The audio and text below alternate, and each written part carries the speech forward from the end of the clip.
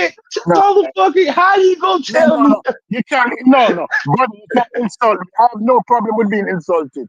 But when Right. the tools that they used to insult me did not come from your cabinet, but it's Yeah. other people's cabinet, especially white supremacist cabinet, I don't know where you're coming from. Where you're coming from. If all the tools that you're using to insult me is white supremacist tools. So a black man using white supremacists to hold on another black man. You don't have a problem with that? Because you think that we are somehow a collective. Um, African Americans, or many African Americans, have picked up individualistic um, ideas and picked up a lot of quote unquote Eurocentric ideas. So you could say it's coming from the white man, but a lot of people at this point, that's where they get the ideas from. It's Yeah, not. but It's not about. they're It's not all about. It's not about. It didn't come from them. They truly yeah, believe yeah, what Tony yeah. is saying. Tony truly believes that. If y'all talking about Tony, I don't know if y'all. But We what wasn't Chief talking about X was Tony, saying, Chief but X Brad, believes that. Yeah. but Brad, I want to leave this topic right because I want to keep talking about the brother while Right. All right, why am Right. I calling him a fucking brother? He ain't no motherfucking brother. I don't want to. I don't want to. I don't want to talk about him while he's not here, right? But Hmm. um, he said that Darwinism and survival of the fittest is gonna take care of me or whatever, right? And my thing Damn. is this, right? Yeah, my thing is this, right? My thing is this, right? We all are inculcated in a European system, Indo-European Western society. That's the culture that we're all raised in. So don't think that I'm saying like, you know what I mean? Like I'm just outside of that. But what I'm saying is like the passive aggressive tactics where somewhat why are you mad? Are you getting mad or the intelligence thing? That's like his main thing. Like so because it doesn't help that you already promote the whole IQ thing and this idea that our ancestral group potentially, right, could just be inferior intellectually compared to other groups, right? You promote that already, right? So then, if me and you get into any kind of a disagreement, that's always where you go. So that lets me know you think overall that the vast majority of our people are cognitively below you. That's Who said clear. that? Who said that? He doesn't say it, Brass, but it's clear in Who? his Who said it? attitude. You talking about Tony? Nah, not talking about Tony. We talking about Fetty. Oh, Fetty. Fetty. Okay. Okay. Yeah, Okay. yeah. I wasn't in here. I didn't hear y'all conversation. That's all. I'm trying Nah, to you figure started out. a conversation in the chat yesterday, but No, in the chat. Okay. Yeah. Yeah. Okay. I didn't in know the what you was Discord, right? Yeah. Yeah. But that's what I'm saying. We could insult each other and get back good, right? But I can't get back good with you if I know on a fundamental level you believe that the vast Black people are majority idiots. of our group, right, is intellectually inept. You believe that, and you believe that I'm part of that intellectually inept group. Right. That can't be rectified. Like that can't. There's nowhere to grow from that. We can't reconcile that. You can't Cannot reconcile it. reconcile it. Mm-mm. Cannot. If a man in them heart and heart really believe, and but he cannot explain that in believe it, but everything in point to is that is in belief system. That black people don't, that black people shouldn't have money. Remember the day when the dude come in and say, oh, black people with the money and the reparation, and then from I hear him start talking, I said, okay, there was another incident where you stopped me and then ask him a question, and then I say back off and say, go stupid. Because black people will call other black people dumb on a whole, generalize it. And I said, Mm-hmm. seriously?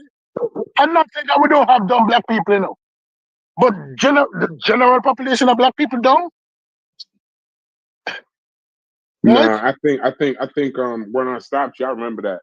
That was Joey, if you remember that conversation.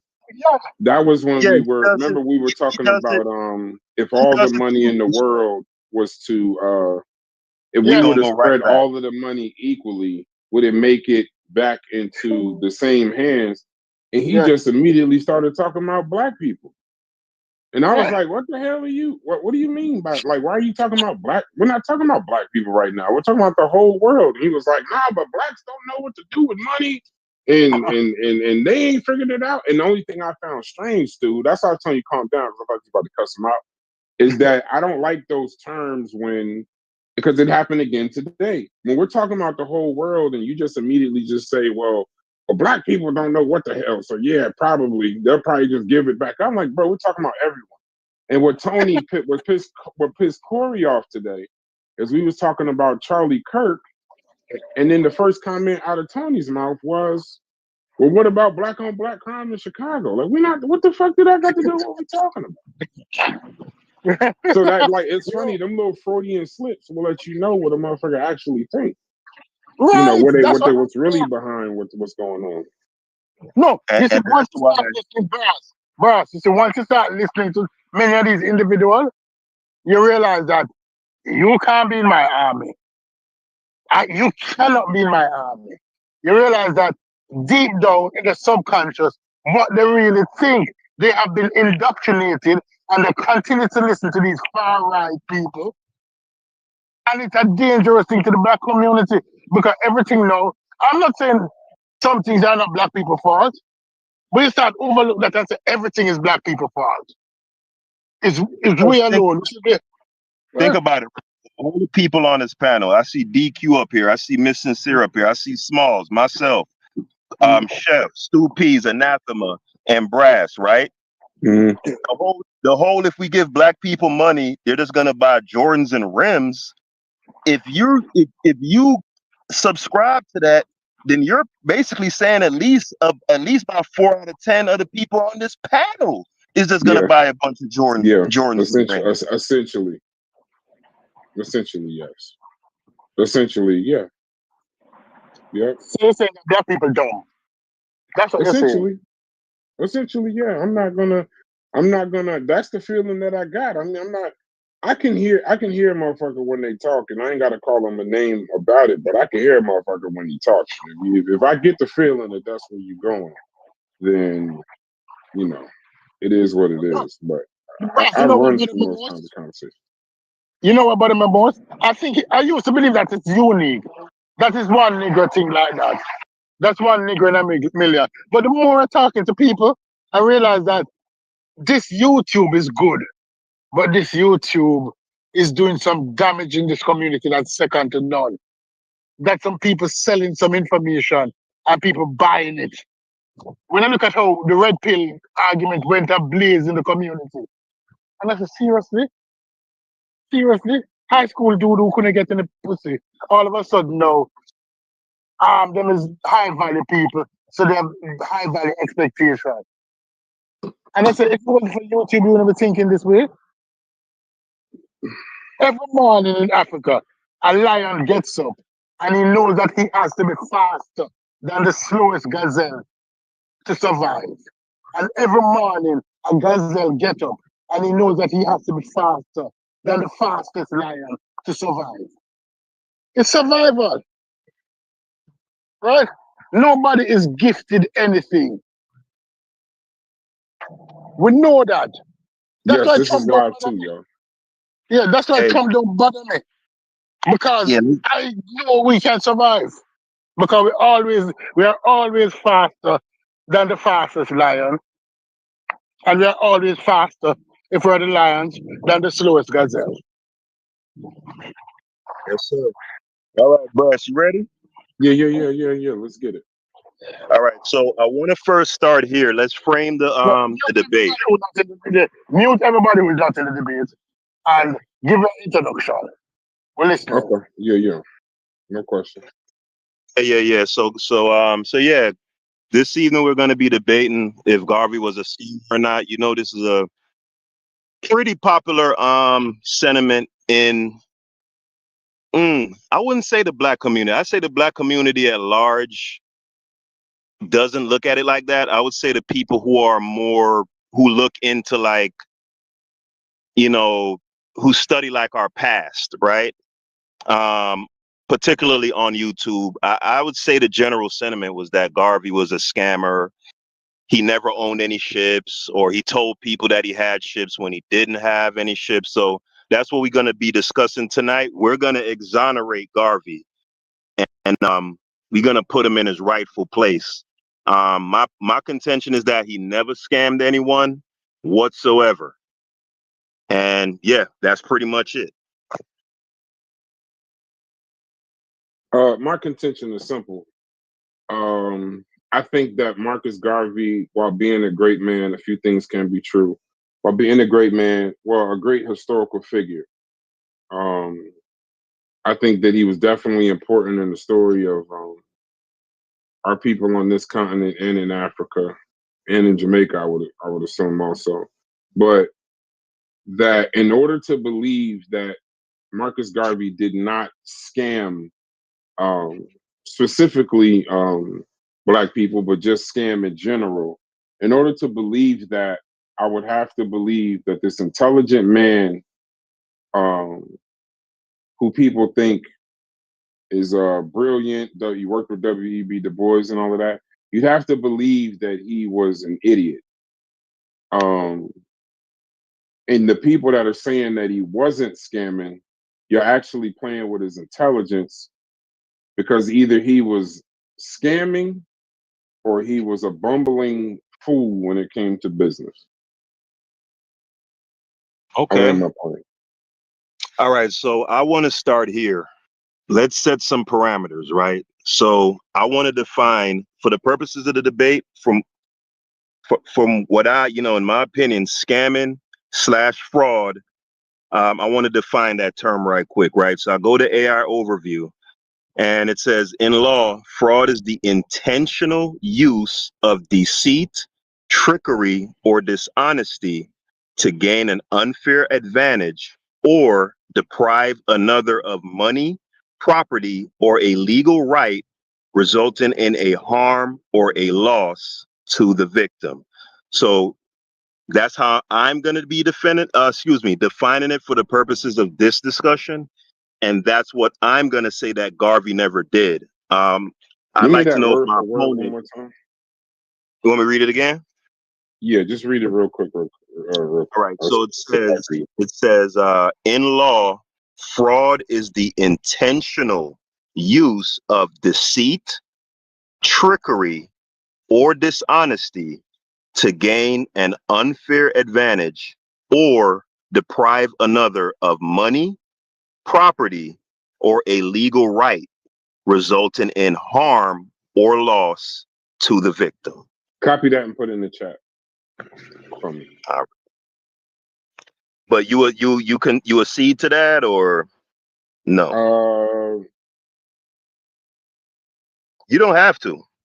No, I just wanna listen. I know in debates, the premises and certain things that you agree to will end up sinking you in the end. So before, I'm gonna have to take my time with that.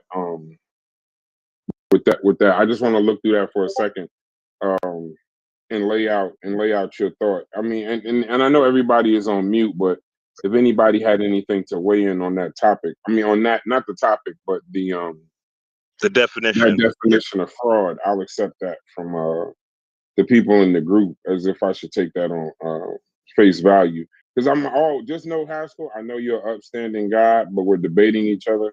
In debates, I don't accept anything at face value. I'm going to look into it beforehand. But go ahead, put it in the chat. I just want to make sure that jives with my version of scam. Anybody got a problem with that definition of fraud?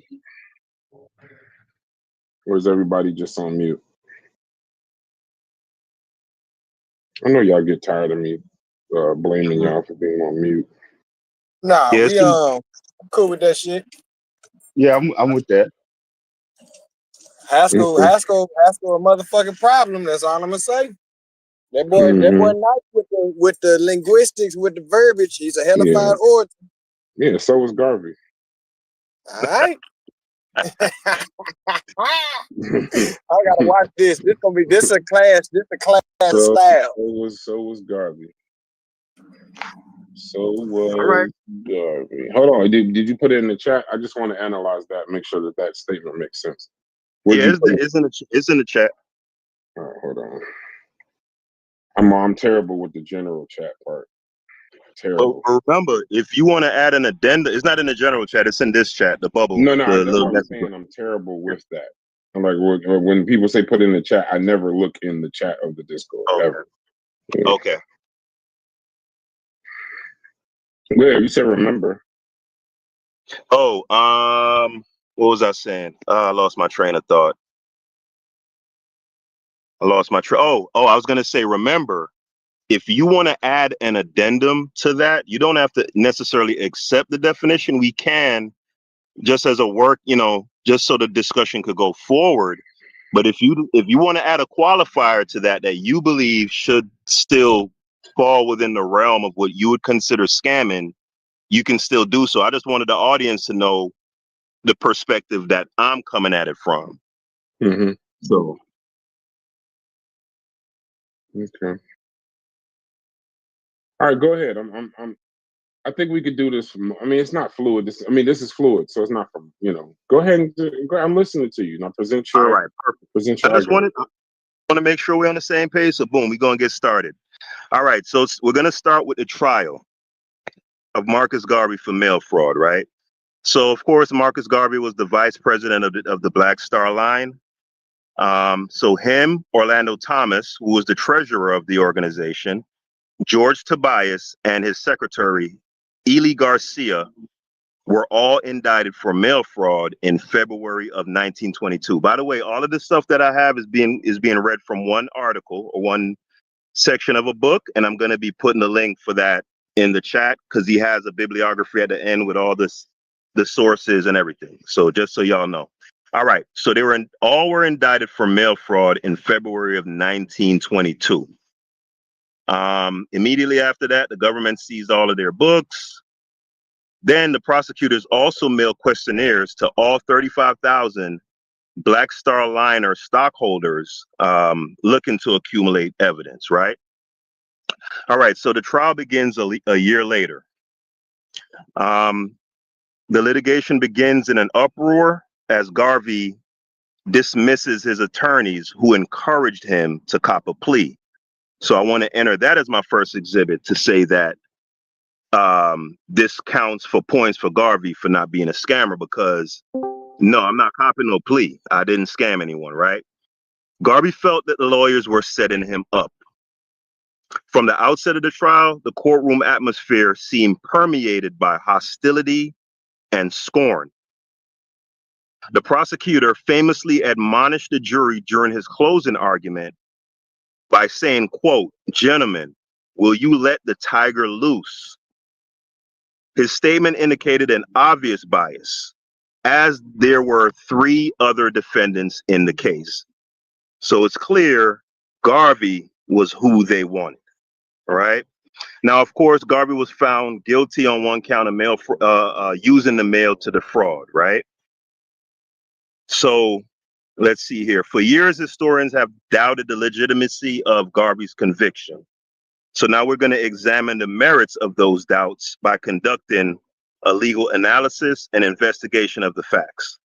So the first thing we're going to look at is the judge. Judge Julian Mack.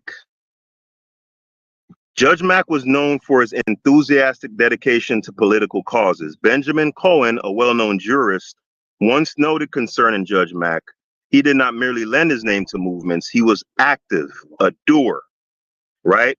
His compatriot, Judge Hand, felt that this activism sometimes put Mack's neutrality into question. So I want to enter that in as a second exhibit. The judge who was on Garvey's case, his compatriots, his colleagues, thought that his neutrality was questionable even prior to this trial. Right now, relevant to this case is the fact that Judge Mack not only ideologically sympathized with the NAACP, but he also maintained a membership in the organization and made financial contributions to it. More than that, Judge Mack participated in meetings that finally led to the formation of the NAACP. So he's a founding member and presided at early meetings addressed by the militant intellectual W.E.B. Du Bois, who everyone should know who's familiar with this story is basically Garvey's arch nemesis, right? So Judge Mack's involvement with the NAACP, I'm not going to read all of that. We established that Judge Mack is not only a member of the NAACP, funds them, he's a founding member, pays money into it, and at one point presided over meetings, right? And he was a colleague of W.E.B. Du Bois. All right. Now, the next point I want to read is on the day before the trial was set to begin, Judge Mack received a mysterious correspondence from James Weldon Johnson, secretary of the NAACP, in relation to the Garvey case.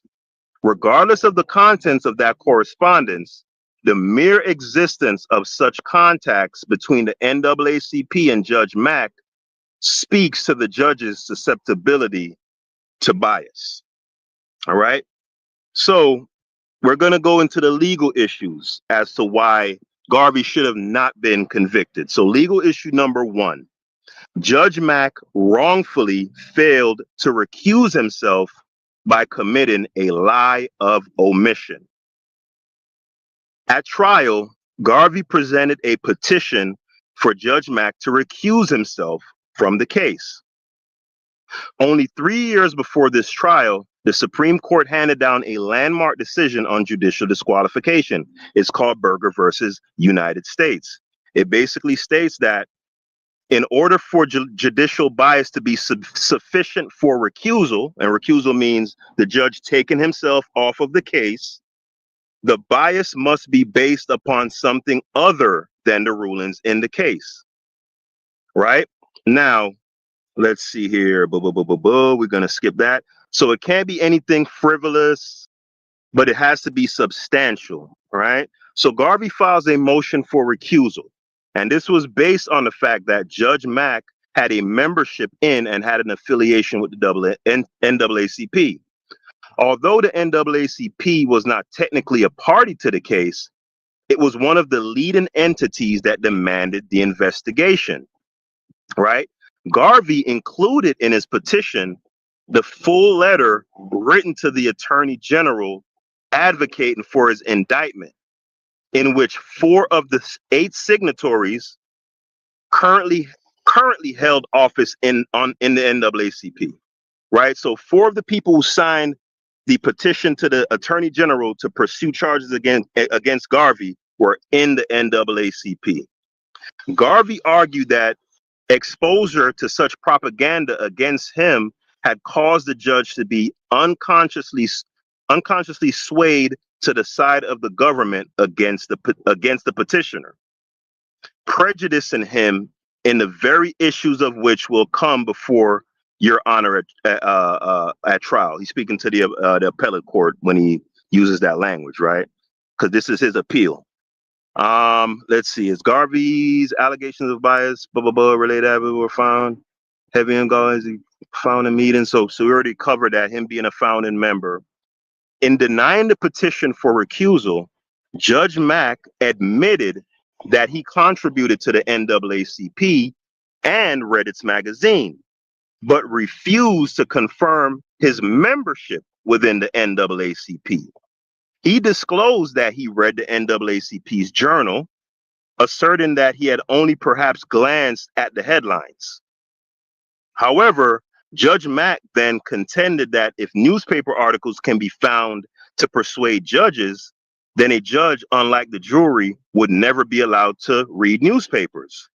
Additionally, he argued that his affiliation with the NAACP only showed extreme friendliness towards the colored people because of a very strong feeling that colored people needed extreme friendliness of every fair-minded person. So he's already being disingenuous, in my opinion, right? Saying that, oh, my connection with them, I don't even read the paper like that. I just read the headlines. And, my affiliation with them, oh, that's just because black folks need friends. I'm not tied in with them like that. So moving on. Notwithstanding his verbal assurances, right? The fact of his affiliation and support alone, that alone by itself satisfies the extrajudicial and substantiality requirements for the Berger test. Remember, Berger was that case that was done before this case that said that a judge had to recuse himself, blah blah blah blah blah, right? So even without being a member, because remember, he's denying being a member, right? He admits to affiliation and he admits to financial support. That alone is enough for him to have been recused, right? Now, let's see here. Ba, ba, ba, ba, ba, ba. All right. So once it is found that a judge should have recused himself but did not do so, what next? As stated in Berger, the remedy by appeal is inadequate. So a simple appeal is not enough. It comes after the trial. And if prejudice has existed, it has worked its evil and judgment of it in a review. Excuse me. Let me read that sentence again. It comes after the trial, and its prejudice has already done its damage. So going before a tribunal, aka an appellate court, is precarious, meaning that it's already so biased that an appellate court is not enough. Like, it goes there fortified with presumptions, and nothing can be more elusive of estimate or decision than a disposition of mind in which there is a personal ingredient. So in other words, the Supreme Court stated that an appellate decision based on a biased trial at a lower court is necessarily tarnished by that lower court's conclusions and assumptions. And in such a situation, expungement of the district court decision itself appears to be the only valid resolution, right? So according to the Berger case, if you have that type of bias where the judge was supposed to recuse himself and didn't, that trial is supposed to be expunged, terminated, right? And you could potentially start a new trial. So let's go to legal issue number 2. Judge Mack erred in not addressing perjured testimony by a prosecution witness. Give me a second, y'all. I got some background. All right. So it says, under cross-examination, Schuler Cargill, a 19-year-old office boy, represented himself as a BSL employee who had mailed the letter to Dancy. So Dancy was the guy who this case is basically built around. The sole count on which the government convicted Garvey, the allegation that Garvey caused to be mailed a letter soliciting Dancy's, his name is Benny Dancy, purchase of BSL shares when the organization was near insolvency. Meaning that this is what most people who say that Garvey is a scammer, this is the talking point that they typically bring up, is the fact that Garvey was selling ships knowing that he either had no ships or his company was pretty much already over with. Like, everything was pretty much already done, and he still was pumping out these advertisements to lure in new financiers, right? All right, boom. So under cross-examination, Cargill, the 19-year-old office boy, he was the only witness who testified that he was an actual participant in BSL sending of false advertisements by mail. Now, I don't want that to go over y'all head. Let me read that one more time on some Umar shit. Cargill was the only witness who testified that he was an actual participant in BSL sending of false advertisements by U.S. mail. All right. Later in his cross-examination, he admitted that the prosecutor, Maxwell Maddock, had told him to lie on the stand. And with that, I'm going to take a little respite. I'd like for my opponent to enter the fray, give any critique possibly of what I read so far, or to say that he accedes to this first point of contention. So I'm going to cede the floor.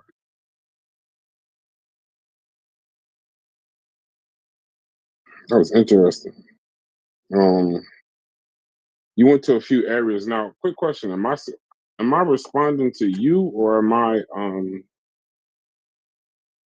presenting? Or are we doing the presenting like in a closing argument? I'm confused Yeah, right so now. I'm going to present all the way through because I'm not done, but I didn't want to just keep reading to where, I wanted to break up the monotony a bit. And before I went on, I wanted to gather your thoughts on just that portion of the argument. And then I'm going to continue on with the rest. Oh, okay, cool. You said a lot of truths, but one of the things that we have to understand about fraud is malintent and loss. The case is, did he defraud? The case is not, was it a racial climate? The case is not, and Burger doesn't fit, but I wrote it down. Okay. So you're of the opinion that the judge shouldn't have recused himself. My earbud died. I gotta put a new earbud in. All right. No worries at all. Take your time to get that earbud swapped out and comfortable. I'm here Okay, Siri. Siri, thank you. I'll get the earbud myself. Yeah. So the question I'm going to ask, and then I'm going to continue after that is, so are you of the opinion that the evidence presented by Garvey with the letter, the guy contacting him from the NAACP before the trial and all of that stuff? Yeah. I'm gonna address it directly. I wasn't fully. I didn't know the angle that you were coming into this. I didn't know how you're doing it, but I'll address that directly.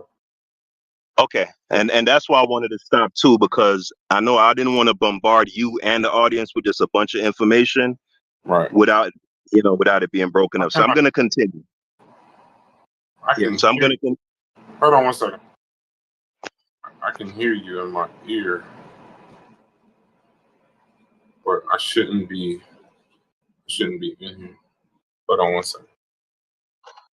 I'm getting an echo.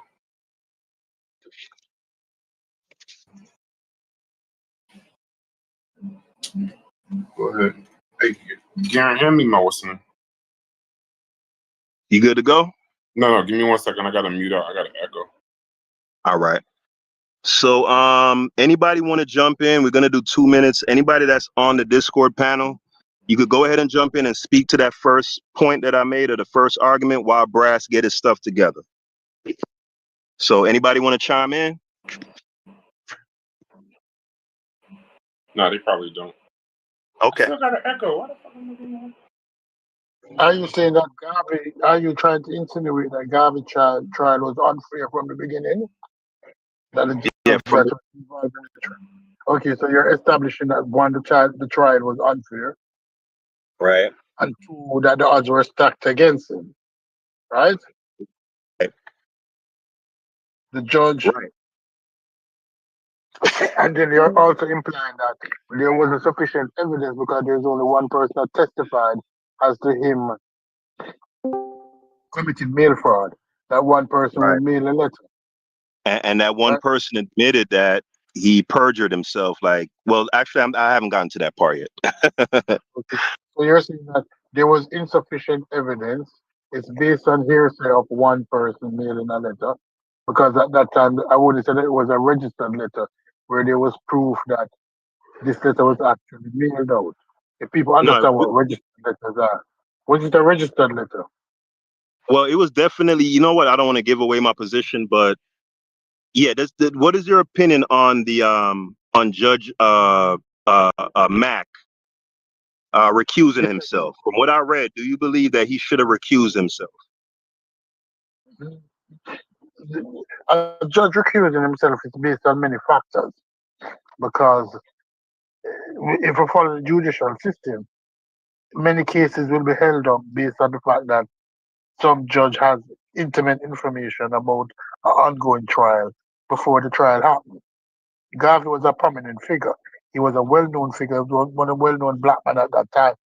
So everybody has heard about Garvey. Are you saying that the judge have a history of being unfair when it comes to the prosecution of black men? Because you have to No. establish that. No. That's not what I said. Remember, in the first part is affiliation, his Yeah. financial support, the fact that he was a Mhm. founding member of the NAACP, and he was a crony of Garvey's arch nemesis, W.E.B. Du Bois. So that's the bias, not just the black thing. I And see. the NAACP, four of the people who signed the petition to bring Garvey up on charges, four of the 8 people who signed were members of the NAACP. So it's on. You ready, Brass? Yeah. So I'm gonna address just the topics. I wrote them down. So I'm gonna start with your last topic to try to keep it rare. Darcy was not Nancy Cargill was not the only witness. They had postal officials, they had investors, they had former Black Star employees like Nancy Cargill, who described how the brochures were created and sent.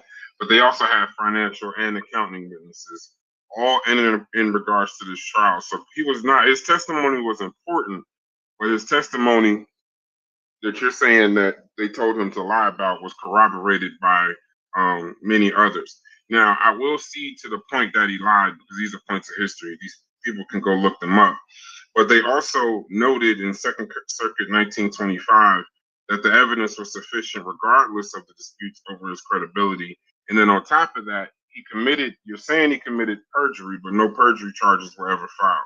So the allegations most certainly exist, but legally they were never proven. Judge Julian Mack, he doesn't have any evidence of anti-black bias. In fact, he was considered a friend to black civil rights. Now, he may not have been perceived by Garvey um, because the argument that Garvey had was not that he was biased against blacks. The argument is that he was biased against him Right. personally. So it wasn't racial bias in like a white supremacist kind of sense. It was a conflict of interest bias that he was getting into. And I'm gonna go into these points. I'm gonna go into these points real quick. So he wasn't the only witness. Nancy Cargill was definitely an insider, and he was a witness, but there were many. They remember this is a trial where no, even in the climate, that's kind of in my argument. I'll go back to that in a second. Here's the other issue. The case was not centered in and around in him. That was my main point.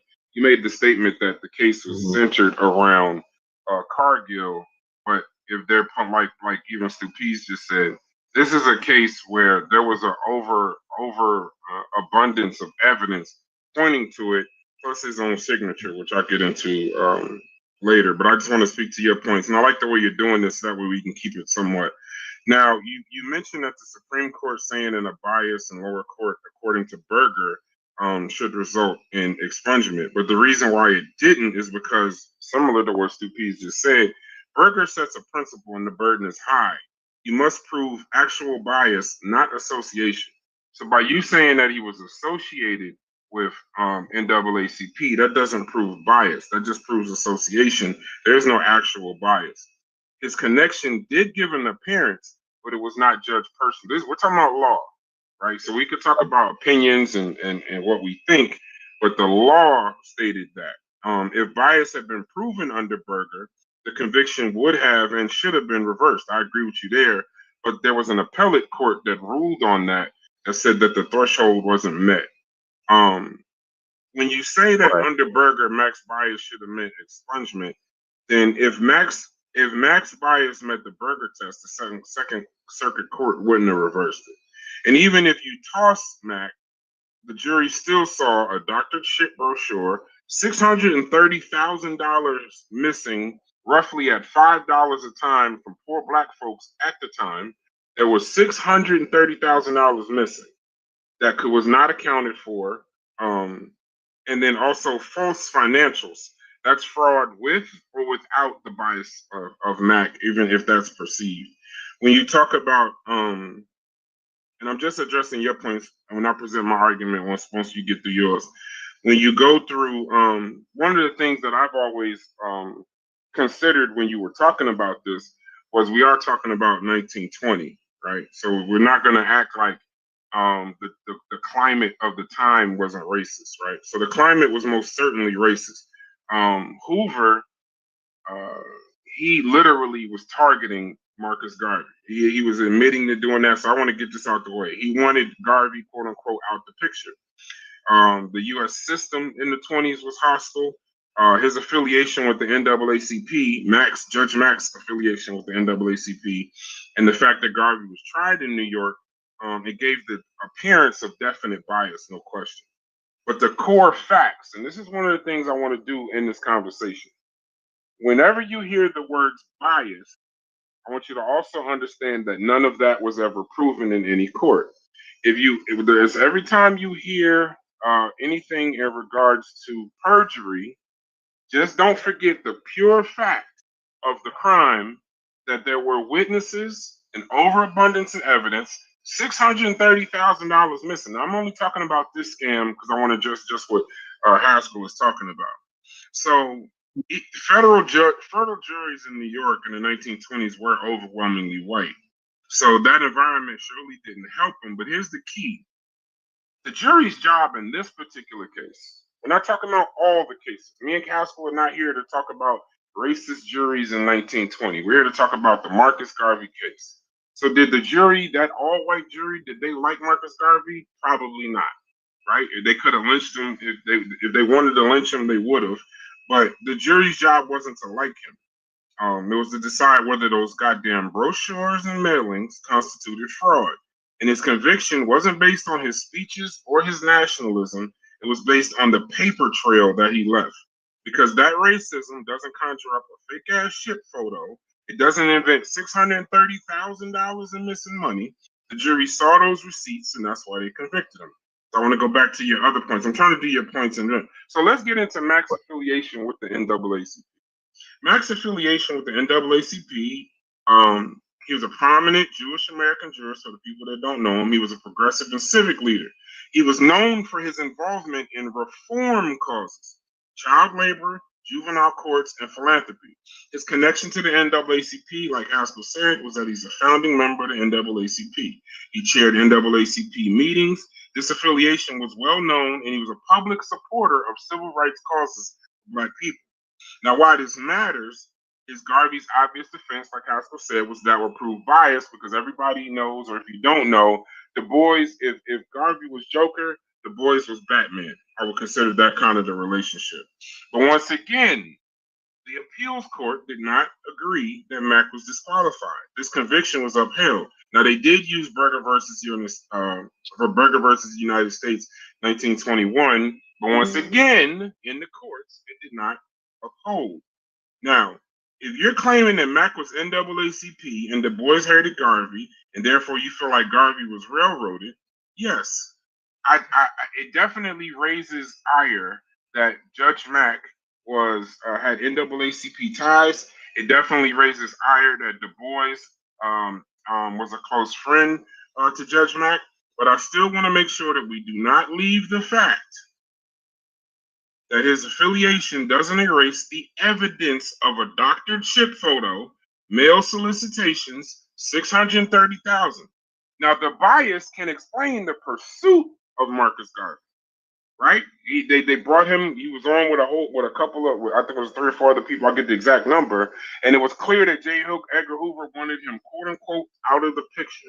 But at the end of the day, the bias can explain the pursuit, but not the actual fraud. So if Mac alone explains it, the evidence explains his guilt. And once again, I'm just speaking to your point. Now, you brought up 8 signatories, right? Now, the one thing in debate, in any conversation, anytime somebody tells you 4 of the 8, always ask them to tell you the other 4. So if it was 4 NAACP officials, you're talking about James Weldon Johnson, stand up, Walter White, stand up, longtime Executive Secretary William Pickens, and Moorfield Story. But the 4 that were independent Black leaders were Asa Philip Randolph. Socialist labor leader, editor of The Messenger. Chandler Owen, co-editor of The Messenger. Robert Bagnall, Black Episcopal clergyman, former NAACP director of branches. John E. Bruce, quote-unquote Bruce Grit, journalist and advocate, originally sympathetic to Garvey. But as the evidence came out, as the accusations came out, he still was loyal to him. But as the let me switch that. As the accusations came out, he was still loyal. As the evidence came out, that's when he realized that he was probably that most likely he was incorrect. It wasn't just the boys. It wasn't just NAACP elites. Bruce and Bagnall with their own platform. So this was not an NAACP bias. So while you will tell us that half of the signers were NAACP, that would mean that the other half weren't, including Asa Philip Randolph. So this shows at the time, Black leadership in and of itself believed that he was misleading his people, that they didn't invent the fake brochure, and that they asked the Department of Justice to prosecute because the evidence was there. And I'll get into that when I get into my claim. Now, when you get into the statement of, and I'm trying to make this short while I'm doing your responding to your statement, so we can get into more of a back and forth. So I've addressed Berger versus the United States. Berger versus the United States in this particular case doesn't meet the requirements for bias. Just doesn't. The appellate court, they agreed that it didn't meet the bias for bias. Now, I will agree that there was a bias pursuit, but the evidence in and of itself said that he was guilty. Judge Mack, I don't have to run from his associations with the NAACP, but these are things that were investigated at the time, and they were found not lie. His association doesn't prove bias. Yeah, bias is a very not a slippery slope because that's going downhill, but bias is a very tough battle to prove uphill. If you're just saying that it's association, then that's a feeling. That's I think a lot of times in these cases, one of the things that you would have to do is that you'd have to say in regards to we'd have to make sure that we're talking about legal terms, even when we're talking about the climate at the time. I'm going to land my plane, but I just want to say this. When we're talking about Marcus Garvey, you made a statement called, "Would you let the tiger loose?" That phrase gets misused quite a bit. That phrase is in regards to his charisma. And charismatic leaders have been taking advantage of Black people as long as they've been putting pecans in pies. So to the masses in Harlem and the Caribbean, yes, he was a tiger. He was loud and he was, regal. He was uncompromising. And that's why they loved him. He gave them hope and a fire at the time that nobody else was offering. That's why I will never tell you in this same conversation. I could fully say the two things are true. He scammed people and he's an important Black historical figure to Black people. But here's the difference. Your goddamn charisma and your goddamn desire does not erase your legal obligations. You don't get to, just because you're charismatic. We fall victim to that too many times where somebody is charismatic, they evoke all of these feelings and the emotions, and then they don't want to do the book. So yes, he was the tiger that they wanted, but even a tiger can maul its own people, and the record shows that he did. All right, beautiful, beautiful. All right, so we're gonna move on. So let's start with legal issues. No. Give them 2 minutes to speak to that. Who, the panelists? Yeah, the audience, if they want to. Oh, okay. Y'all, anybody got a comment in and around that or questions? I would say that Brash, you did just two of the points I had. I was gonna ask Haskel about. First was the fact, was the man committed a perjury? Because I never heard of that. I didn't think he was, but I know they mentioned it, but I never thought he was convicted. And I also didn't think I was going to ask him about the merits of what the case was decided on. Did that show any bias? Well, I'm going to speak to that real quick. So in one of the core questions of this entire thing you would have to ask was, did he commit a crime? So by legal standard in mail fraud, the intentional use of deceit, trickery, or dishonesty to gain an unfair advantage or deprive another of money, property, or legal right, resulting in harm or loss to the victim. The deceit, brochure for Phyllis Wheatley, non-existent ship with a doctored photo. The trickery, the doctored financial reports carrying dead assets as if they were profitable with his signature on them. The unfair advantage, he grew salary and prestige while losses mounted, and then you have to prove loss. $630,000 of small investor savings disappeared. Now, I want to say just something about that $630,000. Now, that doesn't sound. I want y'all to understand what $630,000 is in 1920. And then on top of that, pull this with the fact that this is not 630,000 with 100,000 here, 150,000 here, 20,000 here. This is $5 at a fucking time from the black community. $5 at a time from the black community. This is not like one person, two people. This is major fraud. So when we're saying the key to all of this, Haskel's point would make immediate sense if he didn't actually do it. But if we're saying he did it, but he did it in a racial climate, then what are we actually saying? That we deserve tigers but not truth? That we deserve charisma but not candid release of the books and the financials and careful and people using treating our cash with care when we invest? I land my plane. Right. So we're gonna actually get to that point about the money and the 630,000 later on in the presentation. So we're gonna start here. Legal issue number 1. The BSL was not a scheme to defraud because Garvey had no intent to defraud. Is this number 3, Haskel? Because you did 1 and 2. Is this your third legal? What's the name? Because the first one was Judge Mack. The second one was Garvey. The first and 2 are problem number 1 and problem number 2. Okay. This is going more specifically into the legal issues. Even though I know I did I introduced the legal issues with Schuler, Cargill, and etc. But now we're going to go more into the minutia of the legal issues, right? Okay. So legal issue number 1, in terms of them proving the elements necessary to prove or establishing the elements necessary to prove fraud, right? So my contention is the BSL was not a scheme to defraud because Garvey had no intent to defraud, right? So it says the court was asked to determine whether the BSL was a fraud or whether its advertisements were mailed as part of or whether the advertisements were mailed as a part of an effort to cheat potential stockholders.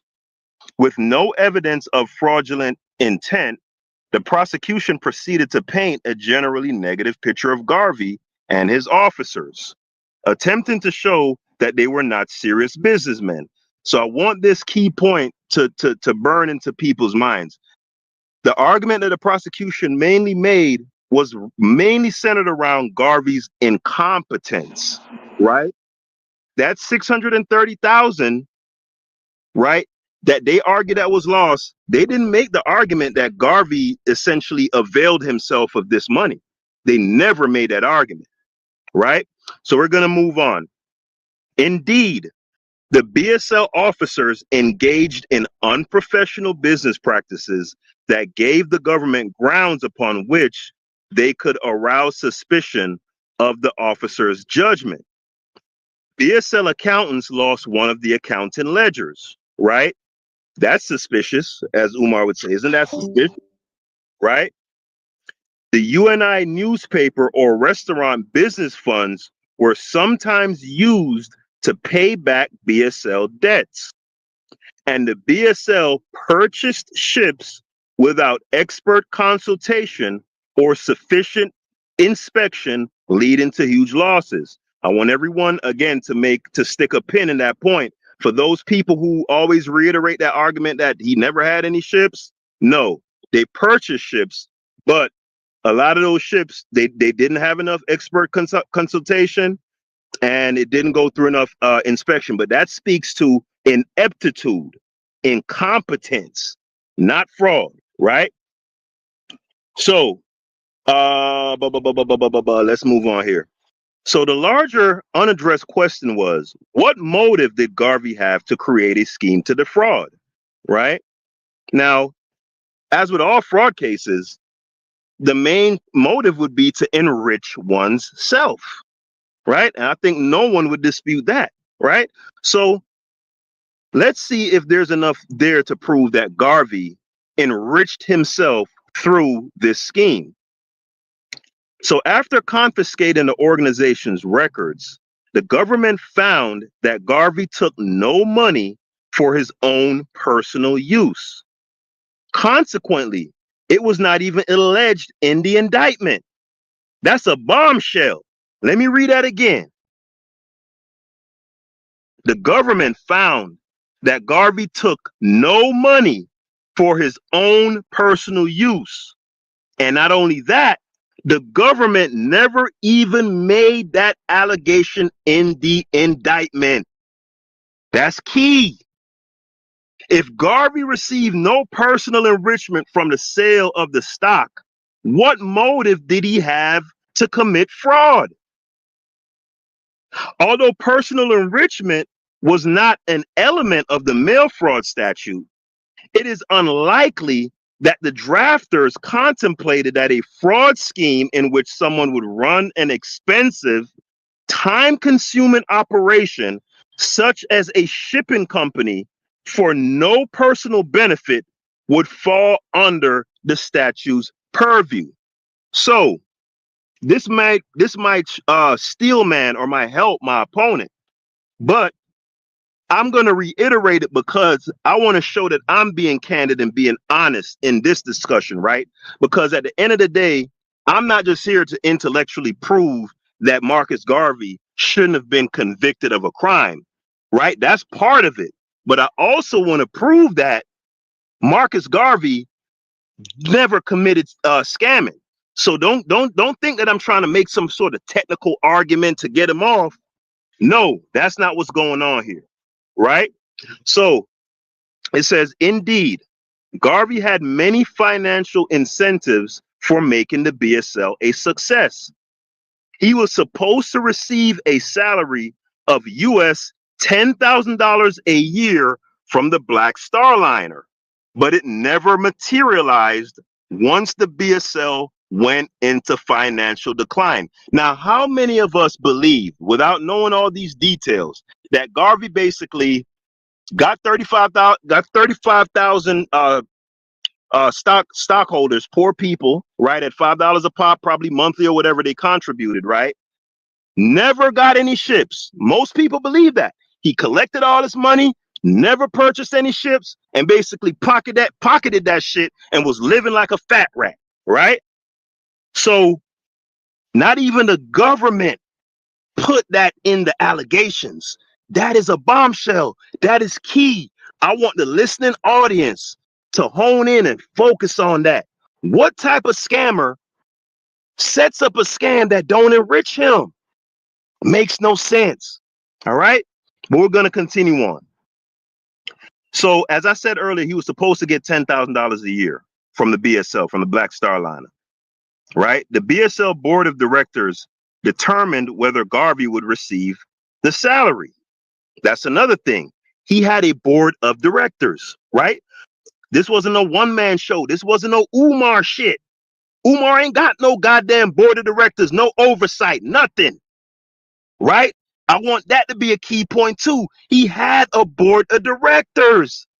So even if he wanted to finagle some money, there was oversight to stop him. That's key, right?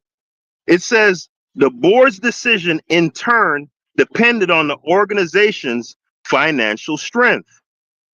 Also, Garvey owned 200 shares of stock, which he purchased with his own personal money, meaning that when the Black Star Liner organization or company went under, Garvey stood to lose much of his own money as well.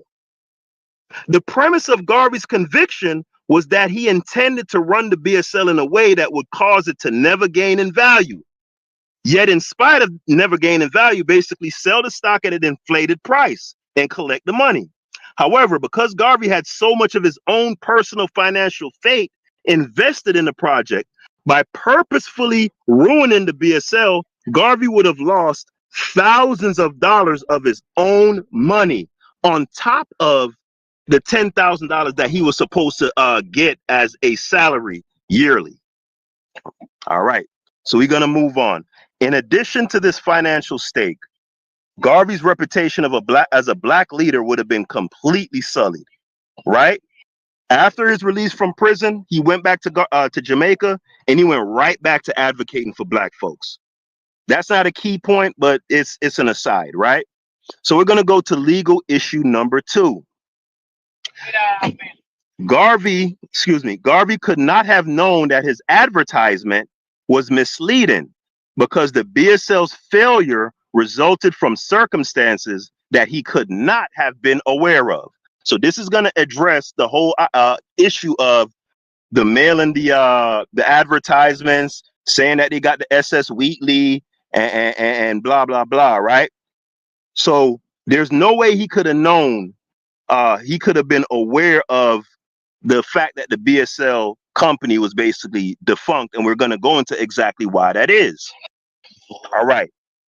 One would assume that to intend to devise a scheme to defraud, the perpetrator must know that the fraud is happening, right? Isn't that just logical common sense? If I'm a scammer, I got to know the scam is going on. Can you say that sentence again? Yeah. One would assume that to intend, right, to establish intent to devise a scheme to defraud, the perpetrator, which would be Garvey, right, the supposed perpetrator, must know that the fraud is happening.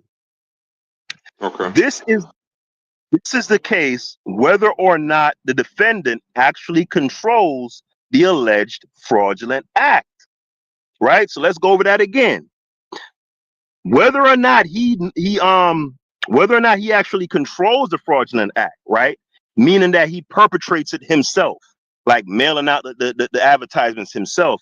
That's not a necessary requirement. He could know about it. Just having knowledge of it or directing his officers is enough. I'm making a contention that it was neither, right? So here we go. However, there was no evidence that Garvey knew that the advertisements that the prosecutor identified as fraudulent would mislead people, or that the statements made in it would turn out to be untrue. This is because when Garvey expressed assurance in his own future success, he had little control over or knowledge of the two factors that would do the most to ensure his venture's economic failure. And that is the vagaries of the shipping market. And vagaries is just when shit go up and down, right? Not knowing the up and down of the market, right? And the treachery from inside the organization from key members of the organization, such as Orlando Thompson, the secretary? I'll get into that. But to suffice it to say, officers in the organization was doing bullshit and he ain't know about it, right? And we could prove that he ain't know about it. So we're gonna do that right now. So during World War I, rates for ocean transportation rose as high as 1,250%, and shipping companies made huge profits. It appeared to be the perfect time to get into the business. When the war ended, the military powers had surplus ships that they were trying to unload on the public cheaply. One shipping executive testified in front of the Senate that anyone experienced or inexperienced in the shipping trade could make money. Let me repeat that. One shipping executive for the government, because remember, this after World War II, the government trying to get, offload these ships to the public, to the private sector, right? So one of the shipping executives testified in front of the Senate that anyone experienced or inexperienced in the shipping trade could make money. It was not unreasonable for Garvey to believe that blacks could make profits as well as anyone else.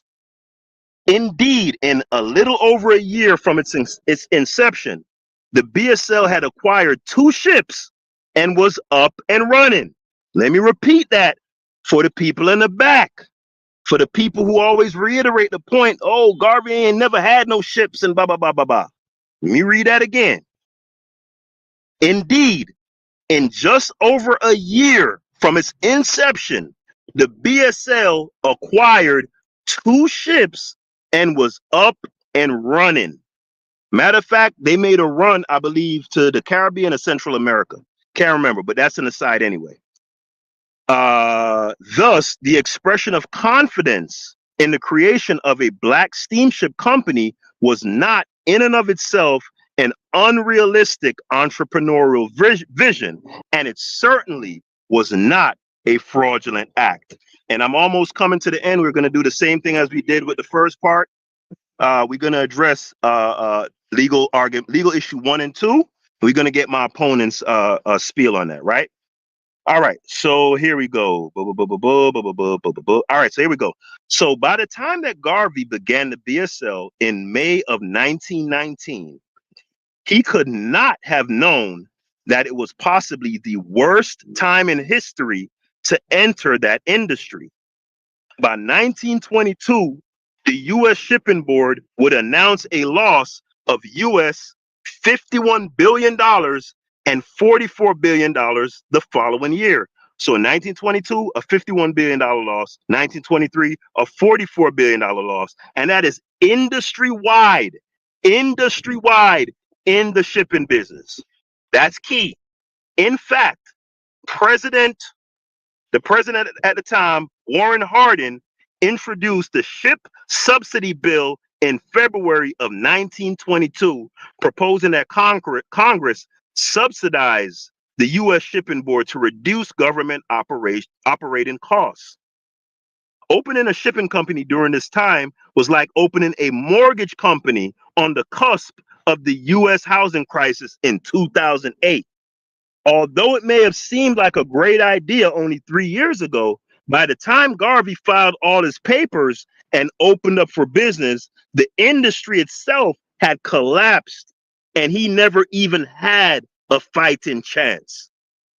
Many other shipping lines also failed during these 3 years, including the Polish Navigation Steamship Company. Many of these other companies still ran advertisements. Let me repeat that. Many of these other companies still ran advertisements. However, none of these other lines were sued for fraud based on their overconfident advertisements, primarily because the market fluctuations that determined their fate were not foreseeable. Only Garvey was singled out and indicted for continuing to engage in advertising during the market downturn. Even if the commercials were overly optimistic or unwise, such optimism did not constitute a crime of fraud. And I'm going to land there. All right, take 2 minutes. Anybody want to ask any questions?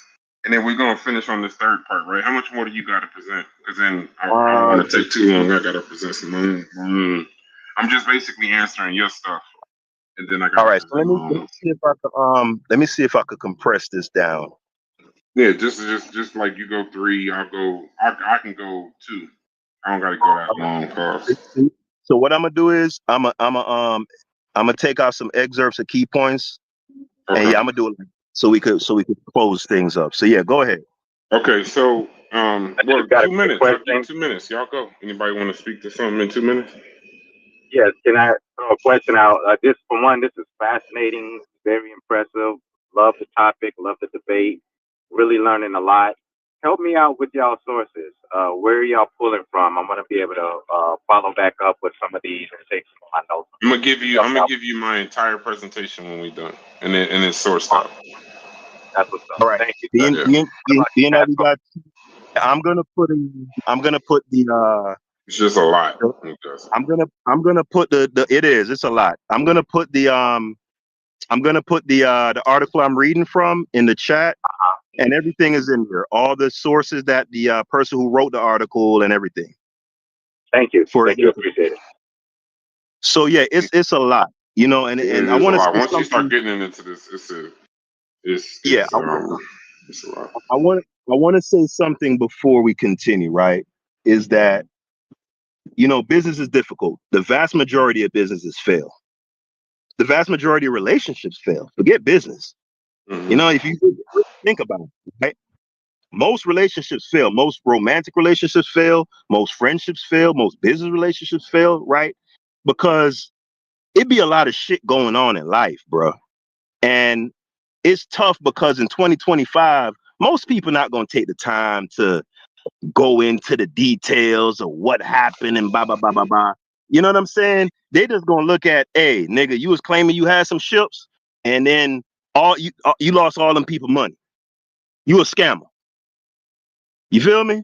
And I like the analogy that the brother used. It was like opening a mortgage company before the mortgage housing collapse, and advertising to people, hey, invest, we're gonna do this. You know what I'm saying?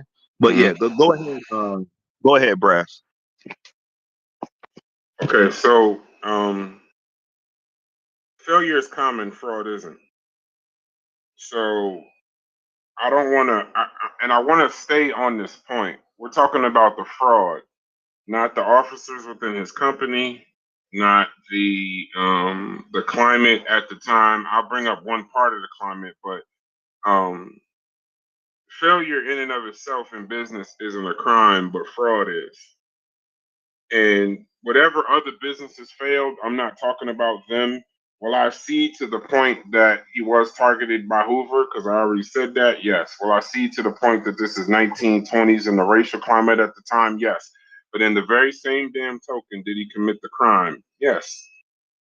So I'll say failure isn't a crime, fraud is. Most businesses don't mail doctored photos of ships they don't own. Garvey did.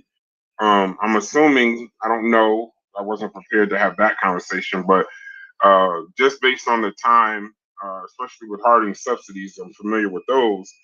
Plenty of shipping companies went bankrupt after World War One. Yeah, World War One.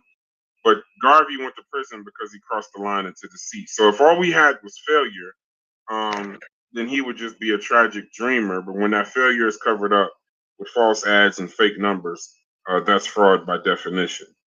What do you make of the real quick, Brass? What do you make of the point about other companies doing the same type of advertising because they believe that things are basically going to turn around? I'm about to get into that. Okay. Yeah, I'm about to get into that right now.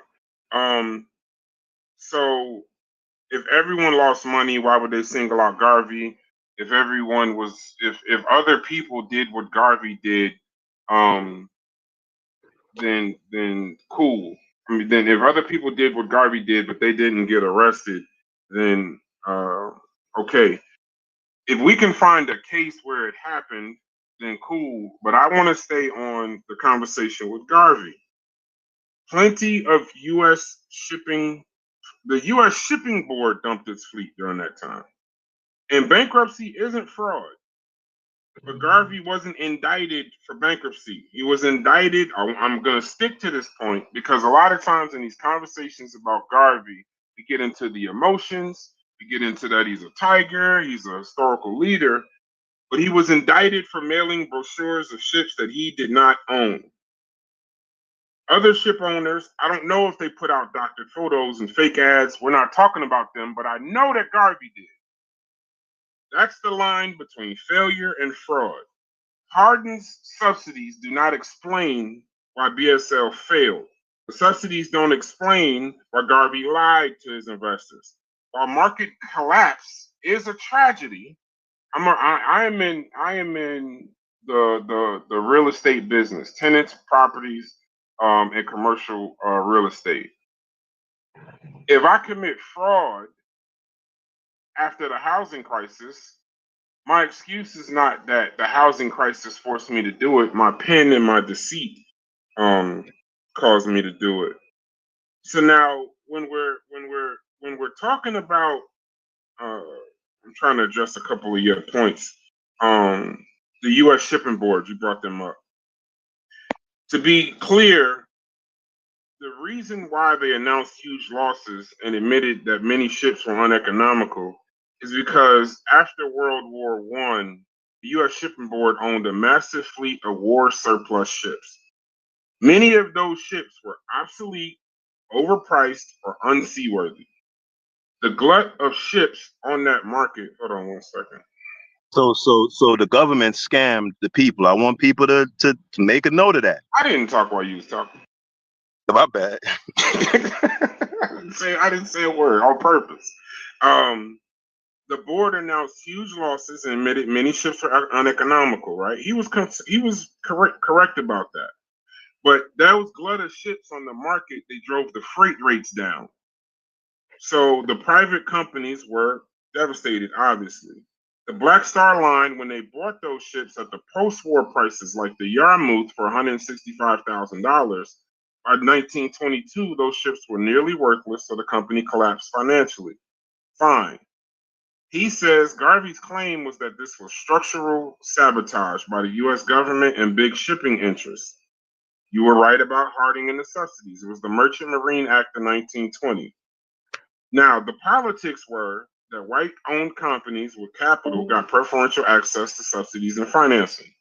The Black Star Line, already failing and led by Garvey, didn't benefit. So his interpretation was this proved that the U.S. government propped up white shippers while letting a black-owned line, not lines, not other blacks in the industry at the time, a black-owned line, his die. Now, I want to say something that I've learned in college. I've learned it from my parents and grandparents. Excuses are tools of the weak, and those who tend to use them tend to amount to nothing at all. Economic collapse and racist subsidies explain why the Black Star Line lost money. I fully agree with Haskel. Hey, you sound kind of Brass. You kind of, yeah, you sound better now. Okay. Yeah. Economic collapse and racist subsidies explain why the Black Star Line lost money.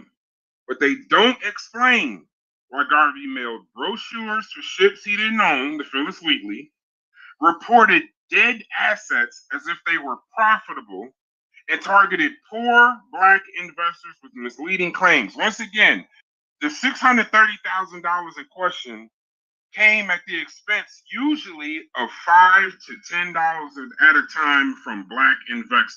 So the jury convicted him not for being a failed ship owner, but for intentional misrepresentation. I'm just talking to his points. I'm going to speed up so we can get through some of this. You said that he had 2 operating ships within the first year.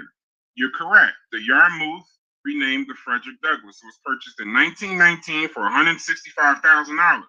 What he didn't tell you is that it was an old coal carrier in poor condition. It operated on a few voyages, carrying rum, foodstuffs, and a few passengers, and it lost money on nearly every trip, and the repairs constantly drained any profit that was made from it.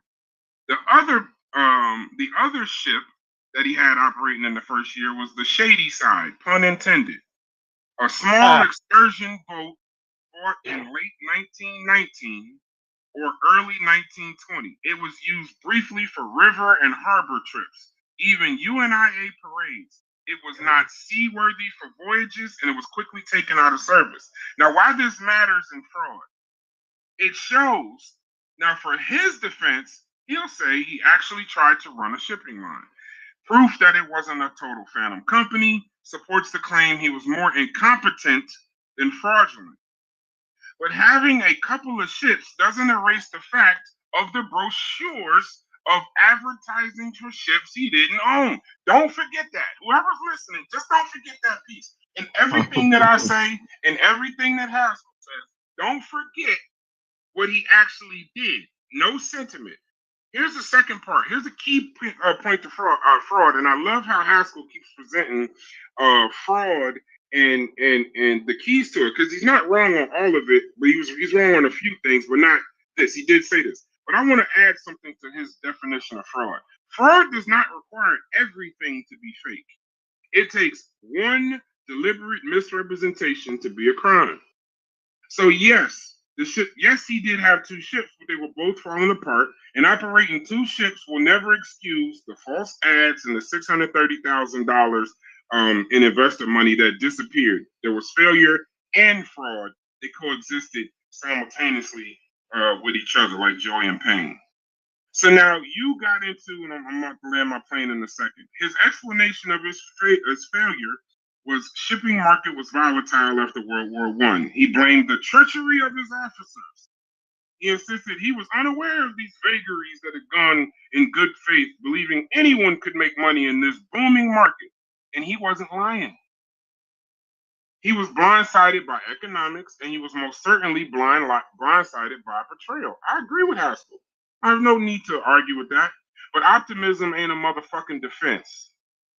A businessman can believe he'll make money, but if he makes knowingly false claims to investors, it's fraud. And market volatility is not a defense. Even if the shipping market collapsed, that doesn't excuse advertising ships you don't own or cooking your damn books. And you can't blame your subordinates. As any leader knows, some of y'all are leaders. You cannot blame subordinates as your defense. If Garvey signed off, which he did, he's legally responsible. Fraud law does not allow leaders to hide behind treacherous officers. Now, I want to say this about Marcus Garvey. Plenty of dreamers think they'll get rich. That's not fraud. Fraud is when you mail them damn brochures. Rising rates may explain why you failed. They don't explain why he lied. Misconception about profit margins is incompetence. Advertising assets you don't have is the intent. Now, I'm going to say this last thing because it seems like we're going a little bit long. I'm enjoying myself, but I don't want to bore y'all. But if he didn't know that the ads or report, you said that he didn't know the ads or the reports were false and that he lacked the mens rea from fraud. That's a guilty mind. Right. Under fraud law, you need not just a false statement, but knowledge of its falsity and reckless disregard for the truth. And that's true. He claimed he didn't realize the advertisement was misleading. He said he believed the Black Star Line was still solvent and moving toward acquiring the Phyllis Wheatley. His reasoning is, I honestly thought the company was operating and that I didn't intend to fraud. Let's just focus on the key facts of this particular case and this debate. At the time that the brochure went out, the company did not own the Phyllis Wheatley. The photo in the circular was a doctored image of the Orion, another ship that wasn't purchased. The ad made it appear that the Black Star Line already had the vessel, even if he hoped to acquire it. He knew he didn't own it when the ad was mailed. His financial statements, his reports carried dead ships, non-working ships at full value. He listed his expenses as assets. These weren't bookkeeping slips. They were deliberate accounting choices. The evidence showed he personally signed off on the company promotions and the literature. That removes I didn't know. And then if there was an I didn't know, I want to tell y'all something legally that maybe you don't know. Fraud law recognizes willful blindness. If you deliberately avoid learning the truth, the law treats it as knowledge. Example, if you mail out brochures without checking whether the ship exists, that's reckless disregard, and that equals intent. The Second Circuit 1925 appeal affirmed that the jury was entitled to infer intent from mailing false ads and the fact that Garvey knew or should have known that the ship wasn't in the fleet. Here's my last 30 seconds. The ad pictured in the ship he didn't own. It was a doctored picture of another ship that he didn't own. He hoped to buy it later. It doesn't change the fact that the ad was false when it was mailed. Fraud law covers the blindness that Haskel talks about. If you sign off on brochures without checking, you're responsible. He deliberately ignored it. Now, I'm going to say this last thing, 5 seconds.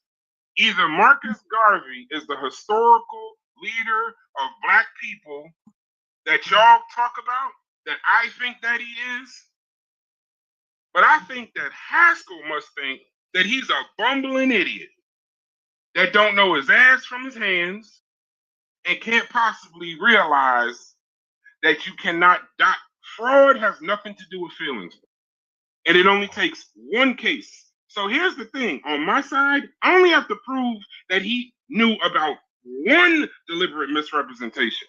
I prove that there's dozens of deliberate misrepresentations, which equals fraud. I land my plane. All right, so I'm glad my opponent brought up the SSL Yarmouth, right? Because that was the first ship that Garvey purchased after 3 months of forming the company, right? So as he has already stated that, they paid $165,000 for the ship, and that was in 1919, as I said, 3 months after forming the company, right? Now, there was a guy named Joshua Cockburn, right? He was one of the only people in the organization that was qualified to be a ship captain at the time. Garvey ain't know that after he paid that $165,000, the company that they paid the money to, they gave Joshua Cockburn, which was a captain in Garvey's company, they paid him a kickback of $1,600, right? And another officer in the company said, "Man, that ship ain't worth nothing but $25,000." So I'm gonna establish that Joshua Cockburn fucked over Garvey. He knew that ship wasn't worth nowhere near 165,000, 25,000 at the most. And not only did he do that, him and the person who they purchased the ship from, they got in collusion to scam Garvey, right? Ship ain't worth but 25,000. That's $140,000 loss right there. Actually, it's going to be more when you hear what I say later, right? But just think about it. Of the 630,000 that my opponent keeps harping on, about 150 to 200,000 of that was lost on this ship. Now, what I'm proving in this debate is that Garvey is not a scammer. If you want to call him a bumbling buffoon, a goofball, hey, have at it. Have at it. Have no. I would disagree with that, because you have people who are more experienced in the business and they lost their shirt, but they got subsidized, right? That's the big difference. Much less a person who was not inexperienced, right? He was perhaps too ideological, he was too much of an idealist, right? But he got fucked over. He got fucked over. There's no fraud there. And my opponent also didn't address the fact that Garvey put in $10,000. Excuse me. He put in money of his own, and he lost out on a $10,000 yearly salary because this company sank. Right? What type of fraud is that? Now we gonna get into the advertisements, but I just wanted to establish that the very first ship that he bought paid $165,000. And the ship and the captain took $1,600 from the person that they bought the ship from to basically finesse Garvey. All right, so we finna move on. So now we're gonna get to Orlando Thompson, another officer. I believe he was the secretary. Let me make sure. The company, actually, he was the company vice president. Boom, boom, boom, boom. All right, so they were working on a deal to buy a new ship, right? And they was working on this deal for a minute. So at their annual convention, they would do a convention every January. Orlando Thompson announced that they were near completing negotiations to buy the SS Tennyson. Think about that. My opponent mentioned two other ships, right? The Shady Side and, of course, the Yarmouth. They were now negotiating to buy another ship. What kind of scam is this? This is an awfully convoluted scam. You actually buying ships and trying to do shit, and this some you losing money. You losing your own money. You losing out on What kind of scamming is this? If this nigga is a scammer, he's the most incompetent scammer in human history, right? So now, this was the SSS Tennyson was a British ship that Garvey renamed in the honor of Phyllis Wheatley. So now we're going to get into the SSS Wheatley, right? And he made one run with it to Africa. Now, based on Thompson's assurances that the ship was fit to make that trip, right? Garvey traveled to the Caribbean and Central America in early February 1921 to raise funds for the ship. to raise funds for the ship purchase by selling BSL stock. So now they basically was already in the hole with the with the Yarmouth, which was the first ship they bought, and the Shady Side, right? But I guess they didn't want to give up. They believed in it, so they're gonna try it again. So they go buy another ship, the SS Tennyson, which is the ship that the case centers around the Wheatley, right? It was renamed to the Wheatley based on Phyllis Wheatley, showing that FBA and diaspora love, right? Right? We love our people in America. Let that be known. FBA, we one link with the Caribbean. At least I'm gonna leave Africa out of it for now, right? Garvey entered as an exhibit. All right, so Garvey actually put a letter in the trial, right? He entered a letter that he received as an exhibit, right? He had received a letter from Orlando Thompson, which I mentioned earlier, the vice president. So Thompson told Garvey that the ship had already been purchased. Remember, Garvey is he's across seas. He's not in America, right? He had traveled across seas to get funds to purchase to purchase the ship, right? So Orlando Thompson told him, "Hey man, we got the ship. We bought it, right?" Now, here's a problem. He lied to Garvey. He didn't tell him that he had hired this dude named Anthony Silverstone, right? A white dude, and he had a little questionable one-man ship exchange, right? And Orlando Thompson gave Silverstone $20,000 in deposit money, but Silverstone deposited $12,500 and ran off with the other $7,500, right? Now, meanwhile, the State Department had denied re-entry for Garvey to get back into the U.S. Let me say it again. Remember, he had went to the Central America and the Caribbean to get money to purchase the ship, right? Orlando was responsible for making the down payment, right? So a picture becomes clear here. They're basically, what would you call it? Burning the candle at both ends or trying to make ends meet, right? The company at this point is in trouble. He's scrambling. He run into the Caribbean to try to get some bread up. He told Buddy, "Hey, get that 20 G's. Go ahead and get that." He tell Garvey, "Hey, bro, I got the ship, bro." That was a lie. He paid the white dude the bread. White dude deposited $12,500, ran off with the other $7,500, right? So now he was not able to even get back into the U.S. So while all this shit going on, he out of the country and he basically barred from the country. He can't even get back in. So the damage already done, right? So let me shorten this down so we can move forward. So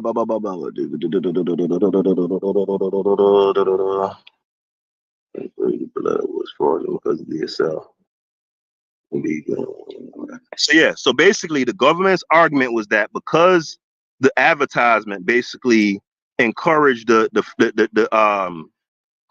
stockholders to purchase stock into the ship, right, or the future existence of the Phyllis Wheatley, the letter was fraudulent because the BSL would never actually ever sail again after that point, or even own another ship, right? And it says, what could be more fraudulent than this advertisement? So this is the government's argument for why this should be fraud. And it's essentially my opponent's argument too, right? So the advertisement reads, in the Negro world of March 26, 1921, Black Star Line, passengers and freight for Monrovia, Africa, by the SS Wheatley, sailing on or about April 25th. Book your baggage now. So because he made that advertisement to say, hey, book your baggage, you know, we finna sail out. We got the ship. Remember, he's acting on the confidence of what he was told by Thompson and stuff like that, right? Book your baggage now, right? Boom, boom, boom. We already went over the deposit. All right. So here's a key point. When everything fell off, the majority of the money that was collected to purchase the ship was returned to the passengers, to those who had either bought passages for those who was going to go to Monrovia, which is, by the way, today is Liberia. For those who don't know, Monrovia is Liberia, right? So they returned the money to the people who were supposed to take the trip, and they returned the money to the people who purchased stock. That's key. Those who didn't receive refunds, they did not ask for them because they wanted the money to support the BSL in the event that the venture would eventually turn around. So they knew what was going on. Some of them stockholders, they knew what was going on, and they say, "Yo, you know what, man? Fuck it, man. We got a vision. We riding, dog. We know shit fucking up, but we gonna ride till the wheels fall off, right?" So they said, "Nah, keep the bread." The other people, he gave the bread back to. What kind of scam is that? Right? So now, let's see if I could compress this stuff here. We're going to go to the appeal. So, allegations of conspiracy, blah, blah, blah, blah, blah. Mail fraud. Because the appellant ruling, the appellant court reached a decision a mere 2 weeks after the appellant arguments was heard. Boom, boom, boom. So, basically, I'm of the opinion that the appellate court was they basically railroaded him too. Because it was a 5-week trial, 4,000 pages. And they only took 2 weeks to reach a decision. Right? And then his lawyers. So he did hire some lawyers. In the initial trial, as we stated before, he had fired his lawyers, right? Because they was telling him to plea out. He said, "Nah, fuck that. I ain't scam nobody. What the fuck you mean plea out? I'm not pleading out to shit. I'm not scamming my people. Fuck that. I'm fighting." Right? So now he hired some lawyers for the appellate case, right? So here's how they messed him up. They made the argument that based on the statute, it was not necessary to prove specifically the specific contents that was mailed to satisfy the mailing element. Just the fact alone that the envelope was empty is enough for the court to convict Garvey in the eyes of the court, right? So they were making the argument that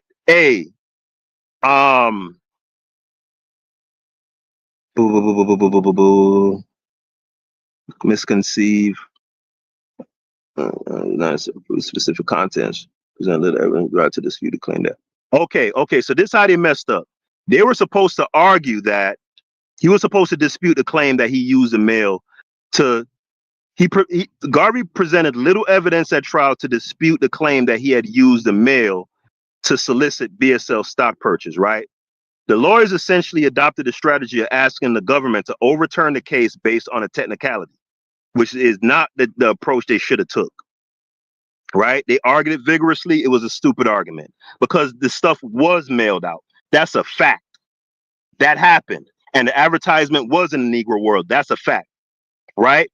The angle they should have took, right, was that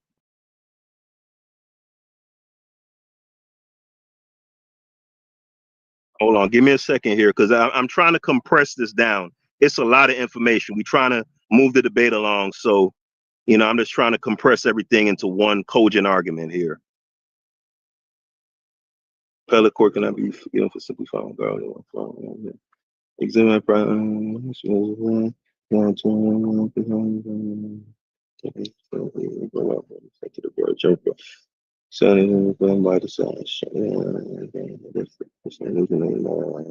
all right, so one of the key arguments I'm going to close out here is that the BSL never put its stock up for public offering.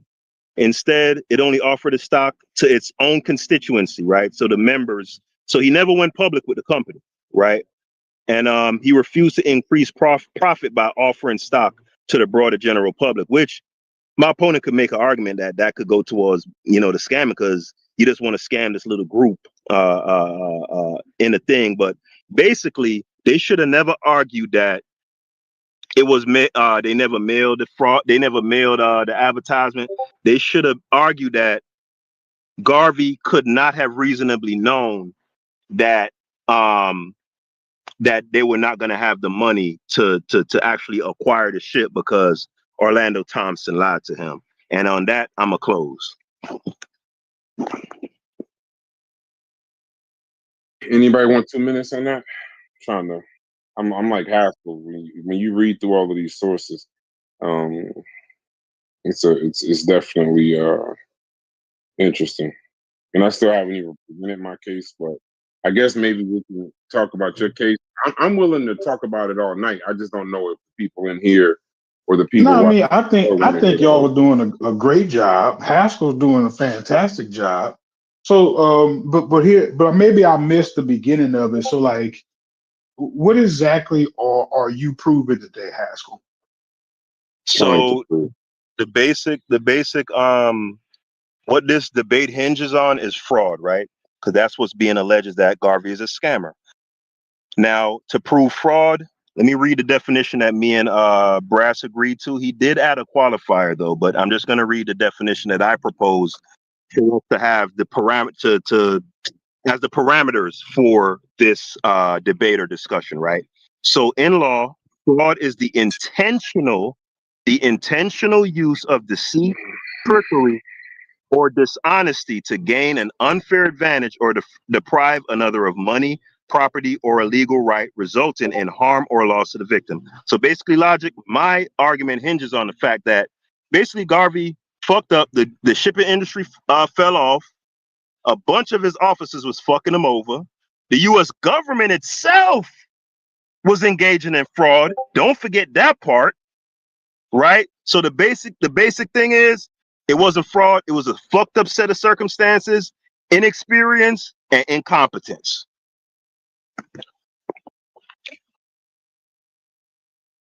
My premise is that he intentionally defrauded his investors.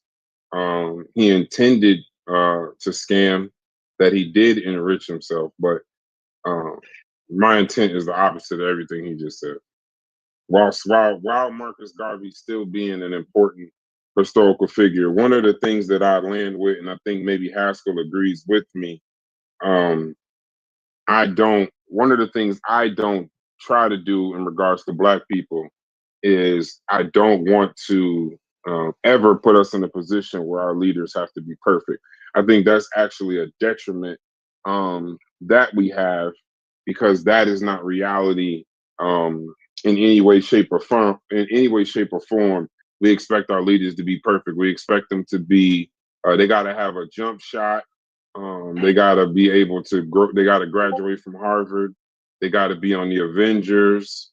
I don't expect them to be perfect, but when there's fraud involved, I do expect them at a bare minimum to be legal, especially when that fraud is $5 shares sold it purchased by Black workers to make up the majority of these funds. But I'll begin when y'all, if y'all want to ask him any more questions. Right now, I'm just addressing his points. I haven't presented my claim. My claim is a lot. It's a lot to do with the case, but it's a lot to do with the man himself. But I told Haskell I would agree to just discuss the case first before I get into my argument, because I think showing a pattern in any crime or any form of legal discussion, a pattern is very important, especially when it comes to fraud. But Yeah, y'all go so ahead until I get into it. my presentation is I'm ready when you done. are. Yeah, my presentation is done. It was a lot more to get into. If there's anybody in the audience who feel like there was stuff I should have covered and they feel like I left meat on the bone, just understand it's a ton of information. And for the sake of brevity, I had to compress what was going on, Yeah, we're So at like, 2 for hours instance, already. You know what I mean? I agree with right. you. We're at 2 hours So, already. so for instance, like the machinations by the FBI, them planting like operatives inside his operation. I didn't even get into that. You know what I'm saying? And it's other. So suffice it to I say, don't bro. mind continuing the conversation. Just so we're clear, I don't mind continuing until you're done. It's just understand that it's just you presenting your stuff. I'm responding to it. Right. Maybe we could do a second show where I present, I don't know what I'm saying, you know what I mean? And you can respond to that, and then we can, leave it at that. But I already know I got at least 2.5 hours of my own information to present besides what you're talking about, even if I condense it. That's a good angle you took there, Haskell. For real. I don't know if it's like necessarily enough to win the argument, but it's certainly enough to pose a challenge, right? Because I think you might kind of like veer off into the space of him being more incompetent than a fraud to make the point, but the whole like way that you're painting the picture about him not directly benefiting from it, so at certain times not even like being available to even correct mistakes that other people are making. You're posing a good argument. All right, so let me get into his points real quick before we get too sidetracked. So, fraud is the Y'all hear me now? Oh no, I didn't hear you before, Mujasi. Go ahead, brother. I'm sorry. Yeah, my audio was messing up. I was trying to throw a question out to Haskell, but go ahead. I'll bow back because I'm interested. Mujasi, by the way, Mujasi, in the chat, I put the source material in the chat. Yeah, I'm gonna just put it in the Discord for all of y'all to see it. Phenomenal. Okay, I'll hold my question. Go ahead, brother. Okay. Brass. Fraud is the intentional use of deceit to gain money or advantage that causes loss to others. Garvey's Black Star Line crossed that line the moment it mailed out brochures for a ship it did not own, advertised assets that did not exist, sold $5 stocks on these false claims. Whether he dreamed of success or not, that's fraud by definition, intentional misrepresentation through the mails leading to real losses. Now, we can talk all day long. We could talk till tomorrow morning. But that statement will not change.